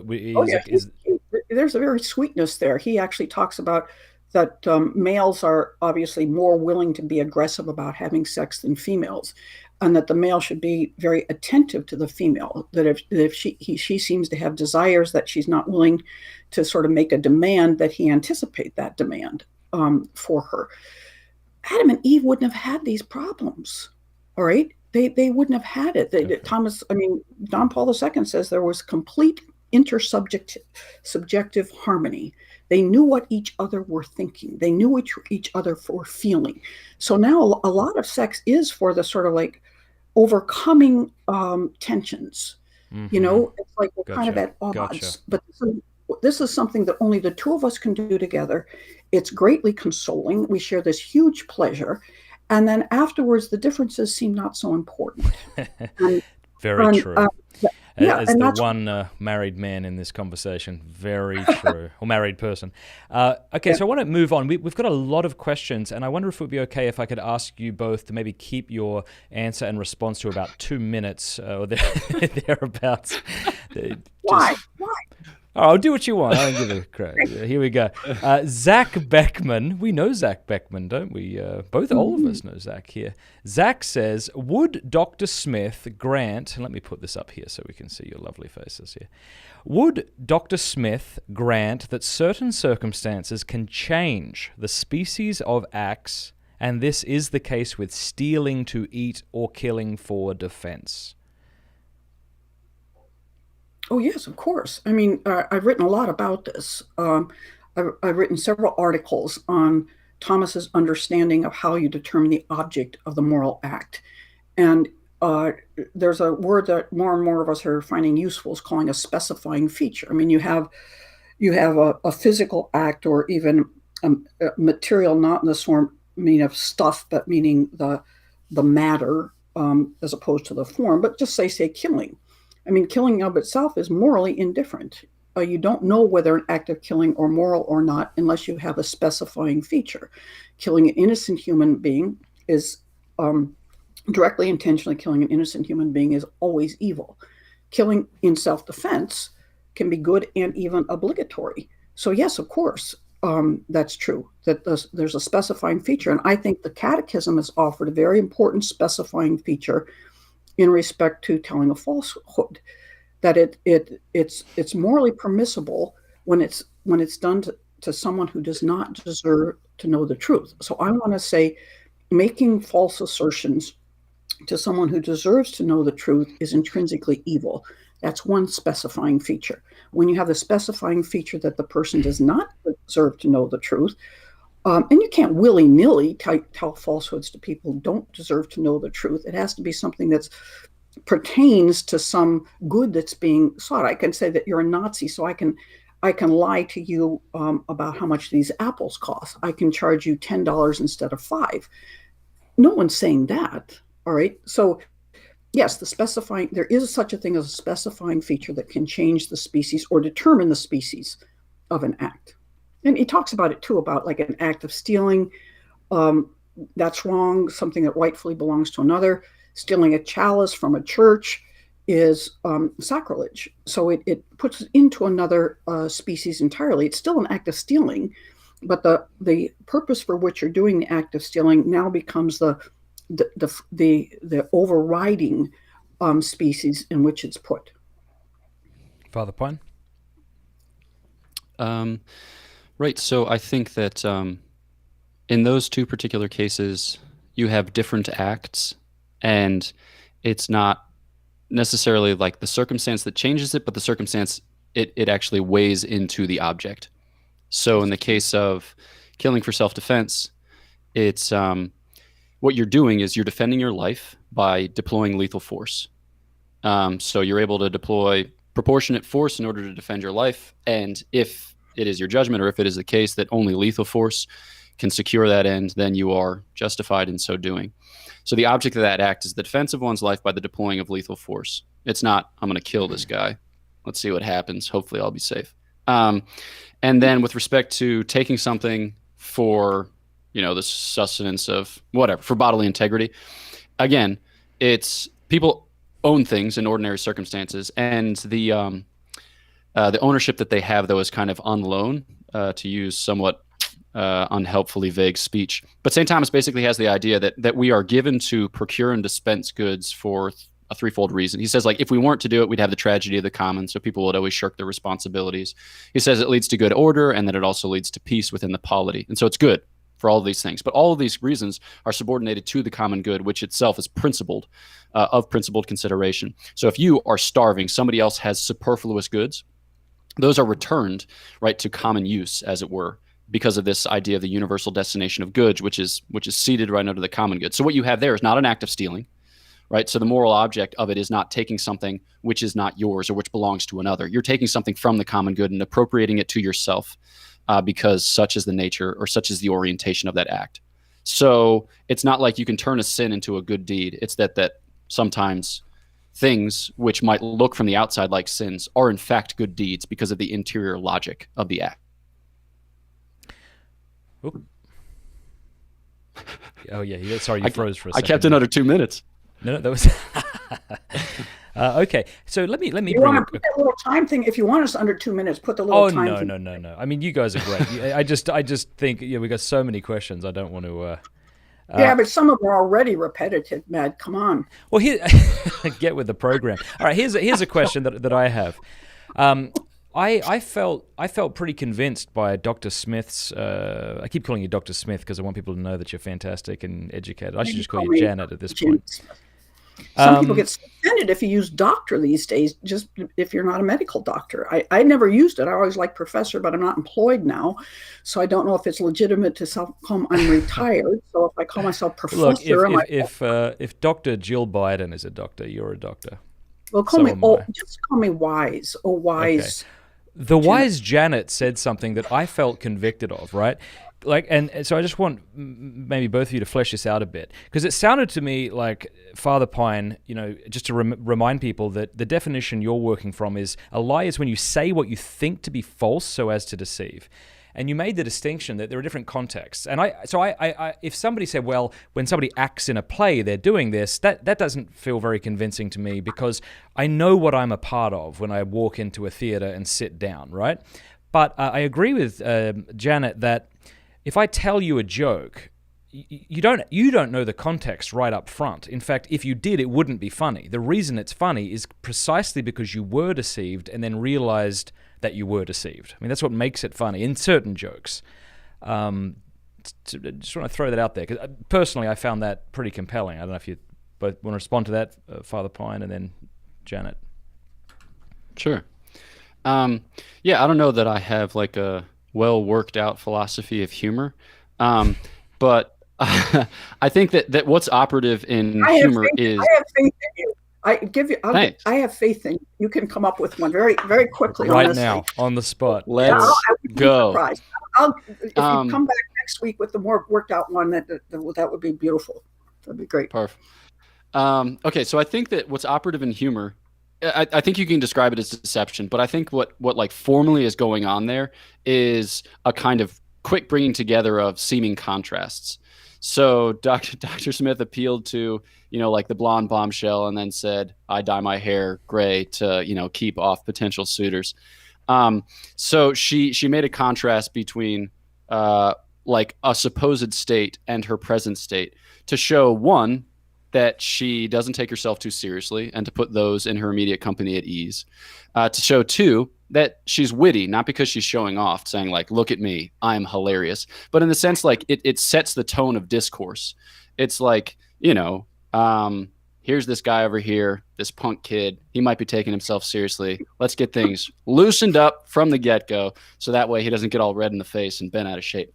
But like what's operative is just the kind of quick contrasting that causes a humorous release. So I didn't feel like I was being deceived. I didn't experience that as deception. I experienced that as lighthearted, good-natured, even charitable, and generous. And it was just like, I'm going to make this somewhat self-deprecatory and hilarious contrasting comment so as to bring about these aforementioned results. But that was a little different from her joke about the bishop drove me to the airport because the Pope wasn't available. Because in her joke about dyeing her hair, you knew right away, because of her age or whatever, that am I treading on crap? I'll shut up.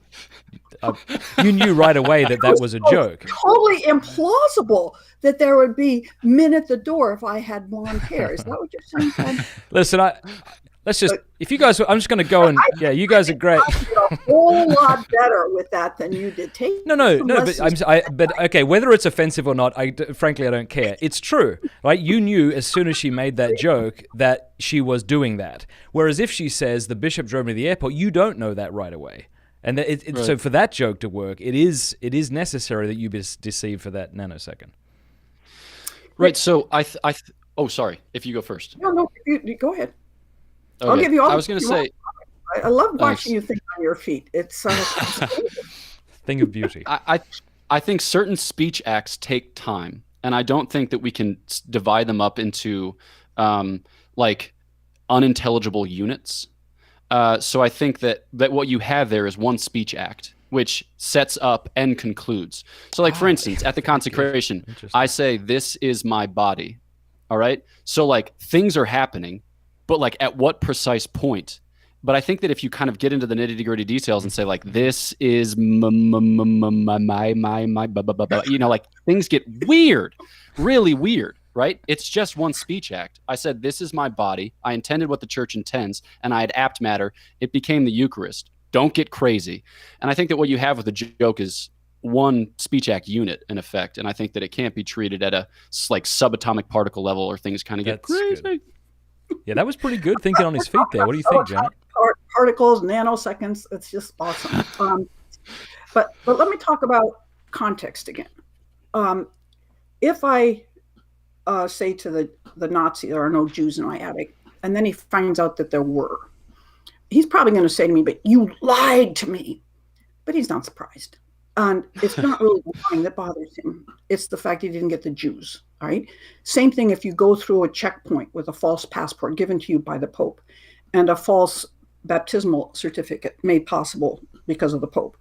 And you're Chiswick and you say, I'm a married man. And then later the evil people that are dealing with you found out that you lied. Yeah, they're going to say, you lied. You gave me a false passport. But that's not what really makes them mad.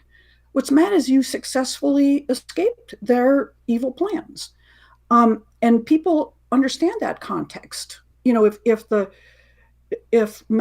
people next door were killed by some horrible intruder, drug-induced madman who kills everybody, and your kids say, Dad, could that ever happen to us?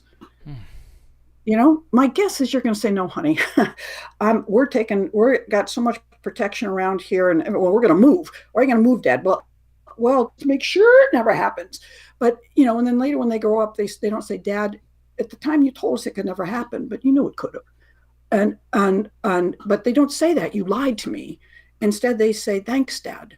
Or let's say you're a divorced woman and you've got these kids and their father is extremely neglectful and doesn't seem to have any interest in them. And they say things, you know, Dad doesn't seem to love me. He seems to love the new kids better and his new wife better. And you believe that's true, that he does. But you say, no, he really does love you. He just doesn't know how to show it. Someday I hope your dad will figure out that he really needs to show you that he loves you. But you don't say, no, he's forgotten about you, kid. He don't love you anymore. And you might not think he's ever going to, you don't think that deep down he loves them. You think he's a rat. And the chances of him coming around is very slim. But you're going to assure them as if it's probably going to happen one of these days. You know, kid, just hold on. Your dad will grow up. And I know he really loves you. Deep down, I know he loves you. Now, you may believe that, and that'd be nice. And you may think it's true, and that'd be nice. But you would say that, I think you'd say that even if you didn't believe it at all. Give up on him, kid. He's gone. He's far gone. And then later you find out, Mom, I knew that you knew he was far gone, and I knew that you knew he was just a lout. But thanks for saying that. It really got me through a lot. Well, see, that's one possible response. I mean, maybe it's a difficult thing to base the objectivity of an action on how someone may respond at some point, because I guess we don't really know. Here's a question that kind of gets to something similar. I think based on both of your definitions of lying, if we take either, it's still wrong to lie to your children about Santa Claus, despite what they may.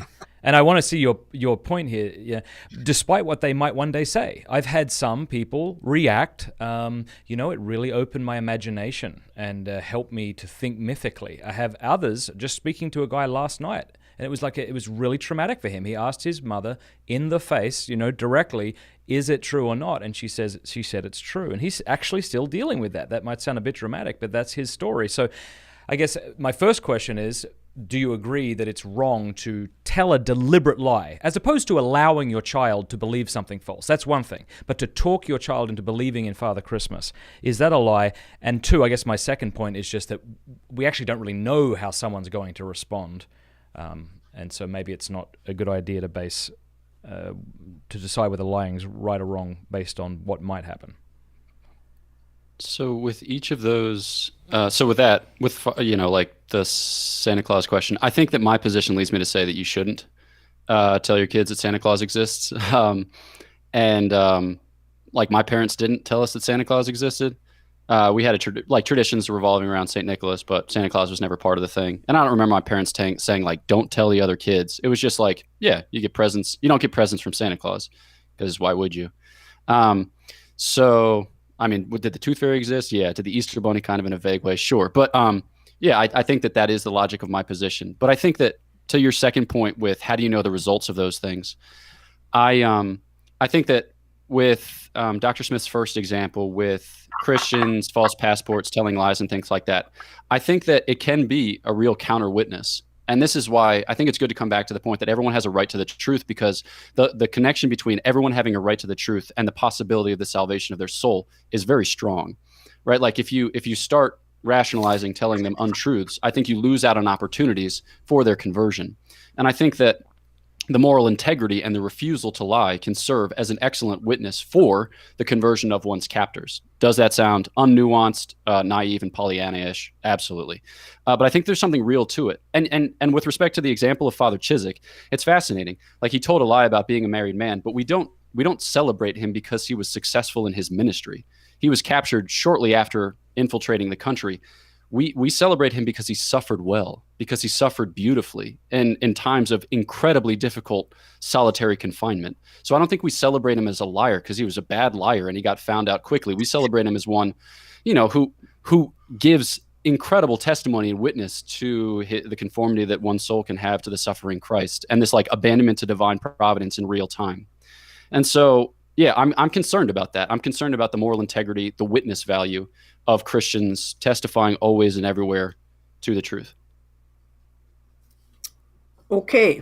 And just real quick, Dr. Janet, the reason I said I think under your definition of lying, we shouldn't be lying to our kids about Santa Claus either, is surely our children look to us to tell them the basic truth of reality, so they have a right to know it. Right. But what's your opinion on that? I just claim that in a big sense and then the smaller sense to Santa Claus, everyone has a right to the truth. To a certain extent, sometimes we forfeit our rights, right? Everybody has the right to free movement. But when they've stolen something or killed someone, we put them in jail, right? Are we violating their right to free movement? Are we violating their right to associate with their loved ones? No. We say you still have that right deep in the actuality of your being, but you don't have the right to operate on that deeper right that you have in your being, all right? And so that everybody has a right to life, right? But you can kill in self-defense. So to say that I have the right to truth means in certain contexts you have the right to truth, all right? The Nazi at the door does not have the right to truth, right? Now, what about your kids in Santa Claus? I'm sorry for that man that is still so destroyed by having been told as a child that Santa Claus exists. It seems to me a little unbalanced in that personality that can't get past that. We do imaginative things all the time, even the elf on the shelf. We're sort of thinking the kids think that he got there himself, all right? And that tomorrow he gets over here, and the next night he gets over there, and that there's a tooth fairy that puts money under the pillow. And when the kid puts on the cape, he becomes Superman, and everybody pretends like he's Superman for the while he has the cape on. So we deal in imaginative activities with children a lot. All right. And I think it's one of the valuable things for kids to learn that there's an imaginative world in which we participate, and then there's the real world, and to think that that they could no longer trust their parents because their parents said their Santa Claus put these under the tree. That kid needs some further education. It's not like I can never trust you again because you told me that there was a Santa Claus. You say, "Oh my gosh, kid, really? You don't trust me anything? You don't trust me that I'm really married to your father, or that you're a kid and you're not adopted because I told you there was a Santa Claus?"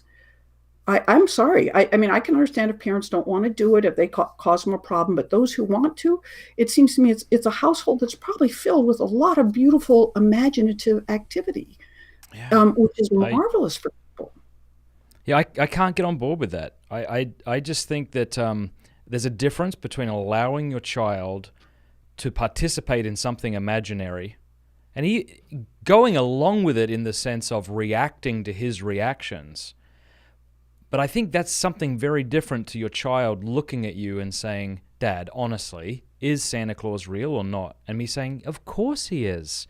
This just seems to me to be an awful thing for a parent to do. I really hope I'm wrong, because I know parents who do this with their kids. I'm not certain you have to go to the extent that you work your hardest to convince them that it's true. But if we're going to use the analogy of Nazis, if we're going to go to the extent with that in order to show that lying isn't necessarily wrong, I feel like we need to go to the extent here. I don't think if the kid is really intent upon it and you have a sense that he won't trust you if you tell him.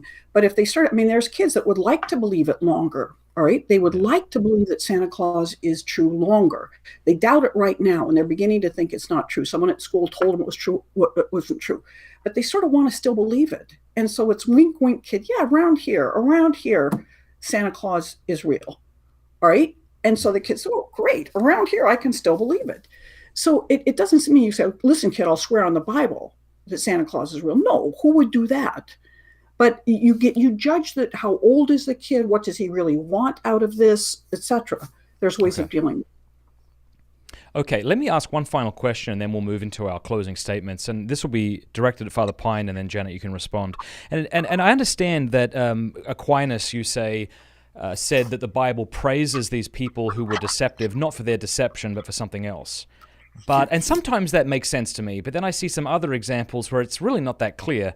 One example that's been brought up in the live chat is in John chapter 7, where Jesus says he's not going to go up to the Feast of Booths because his time had not come, and then he went up secretly. Is this not an example of Jesus lying, since it's not as if Jesus probably didn't know what he was about to do, given that he's God? Yeah. So that, I mean, the ones that involve the Lord are obviously the hardest cases, because whereas with others we can say, yeah, they lied, whereas with the Lord we're like, nah, that can't happen. And so this comes up, and I think St. Augustine actually brings it up in his first treatise on lying, Contra Mendacium. And what he says is we can make a variety of moves. One, we can distinguish between the two acts, as we did before, and the other main move is to say that this is figurative. So with respect to like the example of Isaac and his two sons, Jacob and Esau, says what you have is a deliberate deception, and he comes in for a blessing. But he says that this is figurative speech, and he says that where we see lying praised in the Old Testament, it's in a prophetic context. And so I think that, and while I don't remember the exact context of his treatment of this particular passage, I think that what you have there is a prophetic context in which the Lord is doing something as a sign act for like testificatory purposes. That's a stupid word. In a sense, like the Lord is making a prophetic sign. So this is figurative. So the Lord has a plan. That plan accounts for all of his movements. He does not change that plan. The Lord also signifies by his deeds. And in signifying by his deeds, he communicates a deeper truth. And yeah, as to how it like particularly cashes out in the conversations that he had with the disciples before and after, I don't know, right? But as to why he went up secretly, yeah, again, that's a tough and I imagine controverted issue and among like the fathers of the church, but I just haven't read it that closely. Cool, thank you. Yes. Yeah. a lot of us are listening to Michael Schmitz's Year of the Bible, and he makes it very clear there are lots of immoral activity in the Old Testament that God lets people get away with. He doesn't slap them down for some. I mean, Abraham is saying that Sarah was his sister with the intent of allowing someone else to have sex with her. All right, come on, Abraham. All right, but Michael says, we didn't have all the graces then that we have now. And it was again, he allowed divorce because of the hardness of heart, right? So the Old Testament is kind of off limits, it seems to me, for some things. So it seems like Rahab and lying to the Hebrew spies, it's clearly a good thing that she did. It wasn't just an Old Testament thing she got away with. It was like the Jews are at the door. The spies are at the door. They're trying to get these good guys. I'm telling them, I haven't seen them. They left. I don't know where they went, right? Falsehoods, falsehoods, falsehoods. Jesus says, I'm not going up today. I'm not going up to Jerusalem. Now, Aquinas and others say that, well, I don't know if Aquinas says this, but certainly many biblical commentators say he meant, I'm not going up publicly. I'm not going up publicly. It's sort of a mental reservation. I'm saving that part of it. But it's clear to me that he intended the disciples to be deceived. And even if it were, he spoke some sort of truth with mental reservation, he's saying something, and I think he's saying a falsehood. I think he's telling them something that's not true. I don't think he's sinning, because I don't think all falsehoods are sins. I don't think Jesus sinned. I do think he said something that was contrary to the truth, right? Maybe for signification, maybe for all sorts of good purposes. But that's what he did. They didn't deserve to know that truth at the moment. It would have been too chaotic in the situation. Later we told that on the road to Emmaus, that he indicates to those he's walking with that he's going further on, and then he stays for dinner. All right, he turns back. He changes. Does that mean he changed his mind? He was going to go, but then he wasn't? Or does he deceive them about with his movement signification? His movement indicates that he's going on. So I think that there's, and I think my explanation, if we're going to use the Occam razor type thing, you don't have to go into twist into knots about things. You have to say, well, it's signification, it's this, it's that. You say, no. It's a falsehood. It's clearly a falsehood. It's clearly meant them to believe it was a falsehood. And so there are some times when falsehoods are okay. I got one more question before we get into closing statements, if that's okay. Because this is something that I've actually learnt. I mean, I've learnt a lot, but this is one thing that really struck me. Like, I used to think, okay, so how do you kind of follow Aquinas but not get the Jews killed, right? And so in my mind, I was like, okay, so you could say something like, I don't have any bloody cockroaches in my basement. And I thought, well, maybe that's a way of getting around it. But Dr. Janet said that according to Aquinas, you can't even tell a truth with the intention of deceiving. So if she's right, Father, then that's off limits as well. So it feels like I've got very few options at that point. So St. Thomas's article, or excuse me, his question on lying is only like 4 articles long. It's short, and then a lot of the distinctions that are adduced in the subsequent tradition are like kind of a way of playing out the logic. So one of those is broad and strict mental reservations, and it's generally accepted in the manual tradition that broad mental reservations would be permissible in certain circumstances. But with respect to that particular question, I don't recall having encountered St. Thomas weighing in on whether or not it is permissible to say a truth so as to deceive. I know that like he says that if you think something false and you actually say what is materially true with the intent of deceiving, that qualifies as a lie. But you can tell people true things, and one of the things that is sometimes cited in this regard is the story of St. Athanasius, who is being chased down by persecutors, and they ask, like, have you seen Athanasius? And he says, he's not far from you, right? So this would be an example of a broad mental reservation in the sense you say something true, but, how you interpret that, it's all you, baby. Okay. And then just one final thought about the Lord's actions. With respect to going up to Jerusalem, the one thing I did encounter, and I forgot and now remember, is that going up to Jerusalem is a public event of worship, which corresponds to like the songs of praise that you read in Psalm 120 and following, these psalms of ascents. So it would have been conducted after the manner of a public pilgrimage, which, something like you would see in Luke 2, when the Lord is lost to his parents for 3 days. And so I think some people have interpreted in the sense that the Lord does not want to go up again, like you said, in a public way. And then the other thing that I want to say is we don't want to make the Lord's divine knowledge such that he is not in genuine exchange with other people. So the Lord has divine knowledge, obviously, but he has knowledge of the beatific vision, he has the infused knowledge of the prophets, and he has acquired knowledge. So the Lord is in real engagement.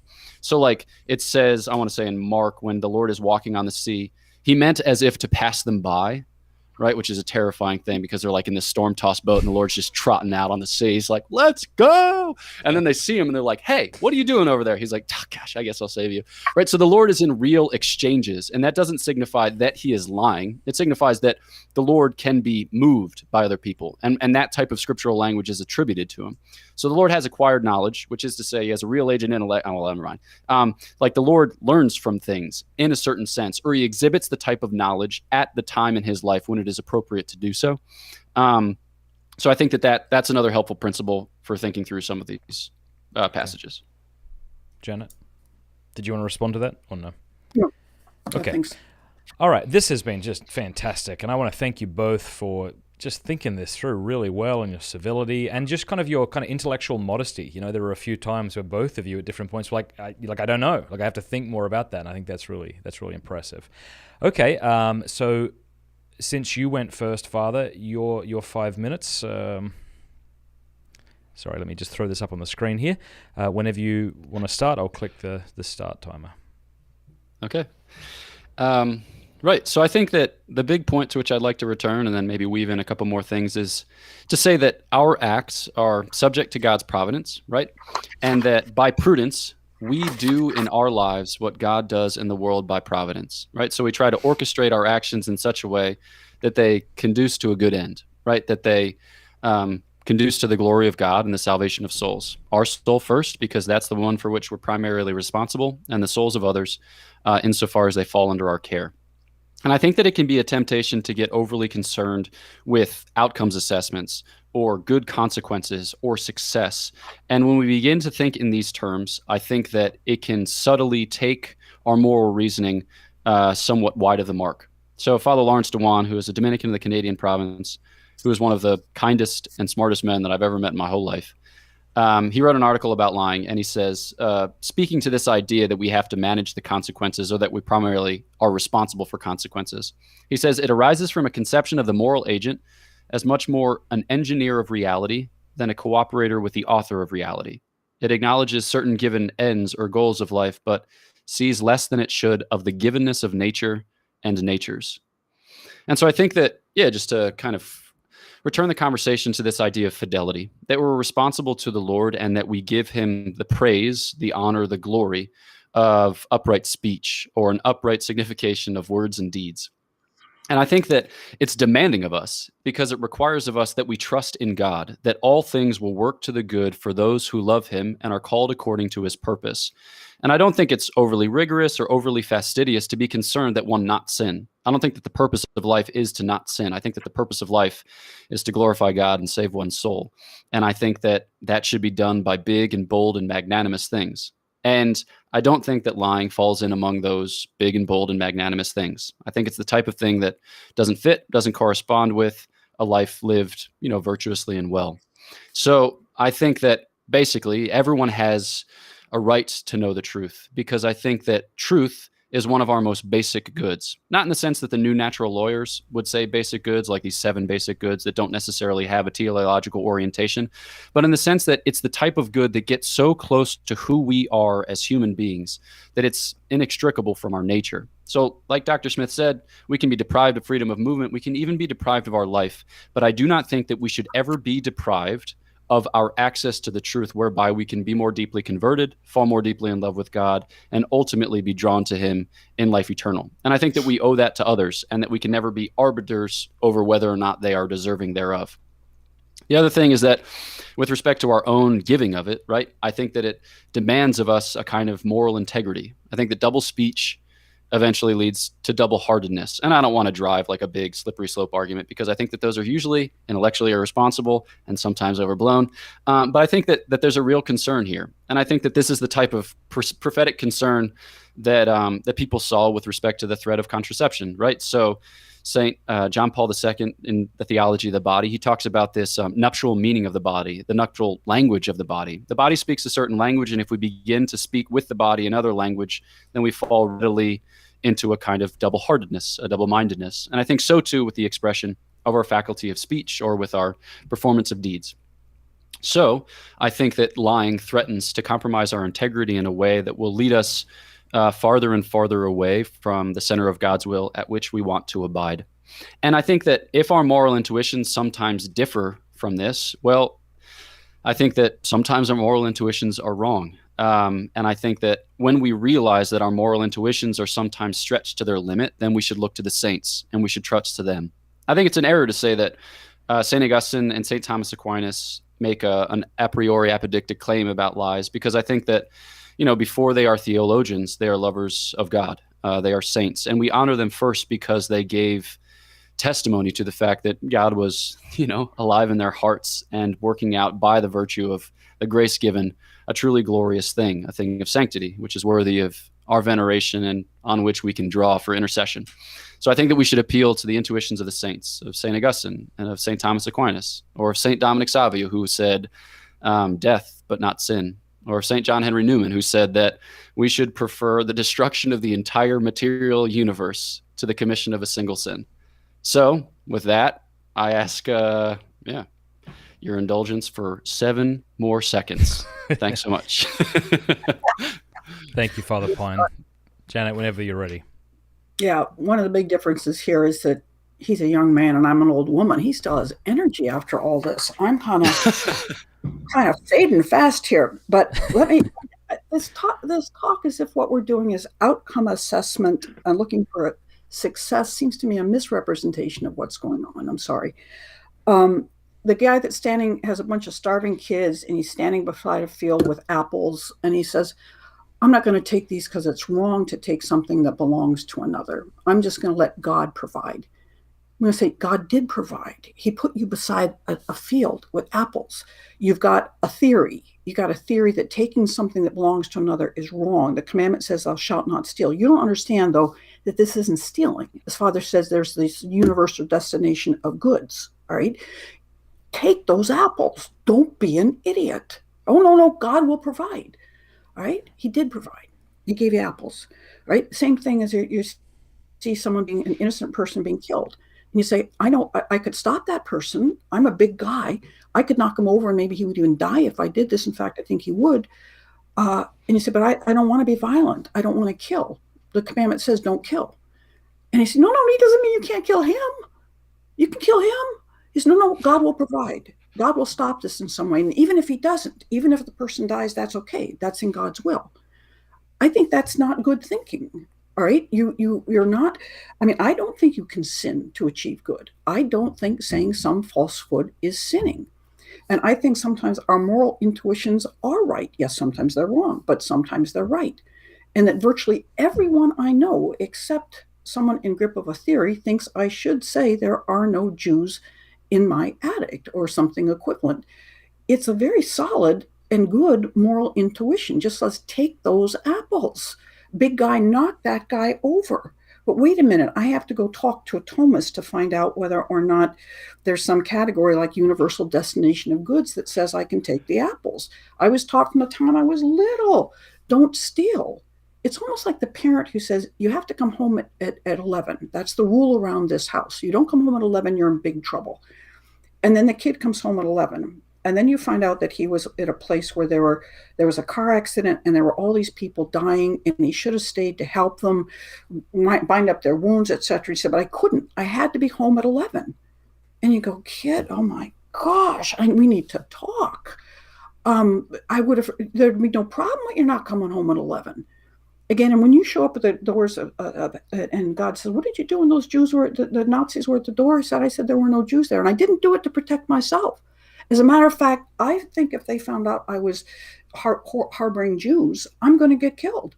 And it was a heroic act. It's not a sniffingly cowardly act to say there are no Jews in my attic. And the sniffing coward was, yeah, there are Jews in my attic. Let me lead you. I mean, Chris Tollefson, I says, you lead him up there to find the Jews, and then you walk with him all the way to the train where they're going to be put on the train to the concentration camp, trying to convince them that they shouldn't be killing Jews, and that you take me with you, and that my good example will convert them. That is Pollyanna-ish, right? You're not living in the real world. And they might be convinced more. They might. Who knows what the effect that has? The fact that I said there's no Jews in my attic, and later they found out there were, and they realized I was willing to do that for Jews, that might convert them. Who the heck knows what's going to convert a person? So I think that's again, it's just it's misrepresenting the consequences. You don't do it because the consequences are good or bad. You do it because this person doesn't deserve to know the truth. And I don't give money to anybody who wants money from me. All right. They don't deserve my property. I don't turn over children again. Anyway, I'm repeating myself. But all I want to say is I really thank Matt for setting this up. I really appreciate Father Pine's contribution. It was immense. I'm so glad I didn't have to cover those things that he did in his instructional way, because it would have taken me, he did in 3 minutes what it would have taken me 15. So the efficiency there was just awesome. And I do think he has made the best possible case that can be made for his position. I don't know I've made the best possible one for mine, but I think we've given people something to think about. And it seems to me very much that that's what was the intent here. So thank you, Matt. And Thank Father you. Pine. Thank you, Janet. Thank you, Father Thank Pine. you. Yeah, thank you everybody for watching. I hope you enjoyed today's debate. Please let us know in the comment section below what you thought, why you thought it. Do us a favor and subscribe. Click that bell button as well so Google will have to notify you. They can't lie. It's an algorithm thing. It's like mechanical. They have to let you know every time we put out a new episode. God bless you.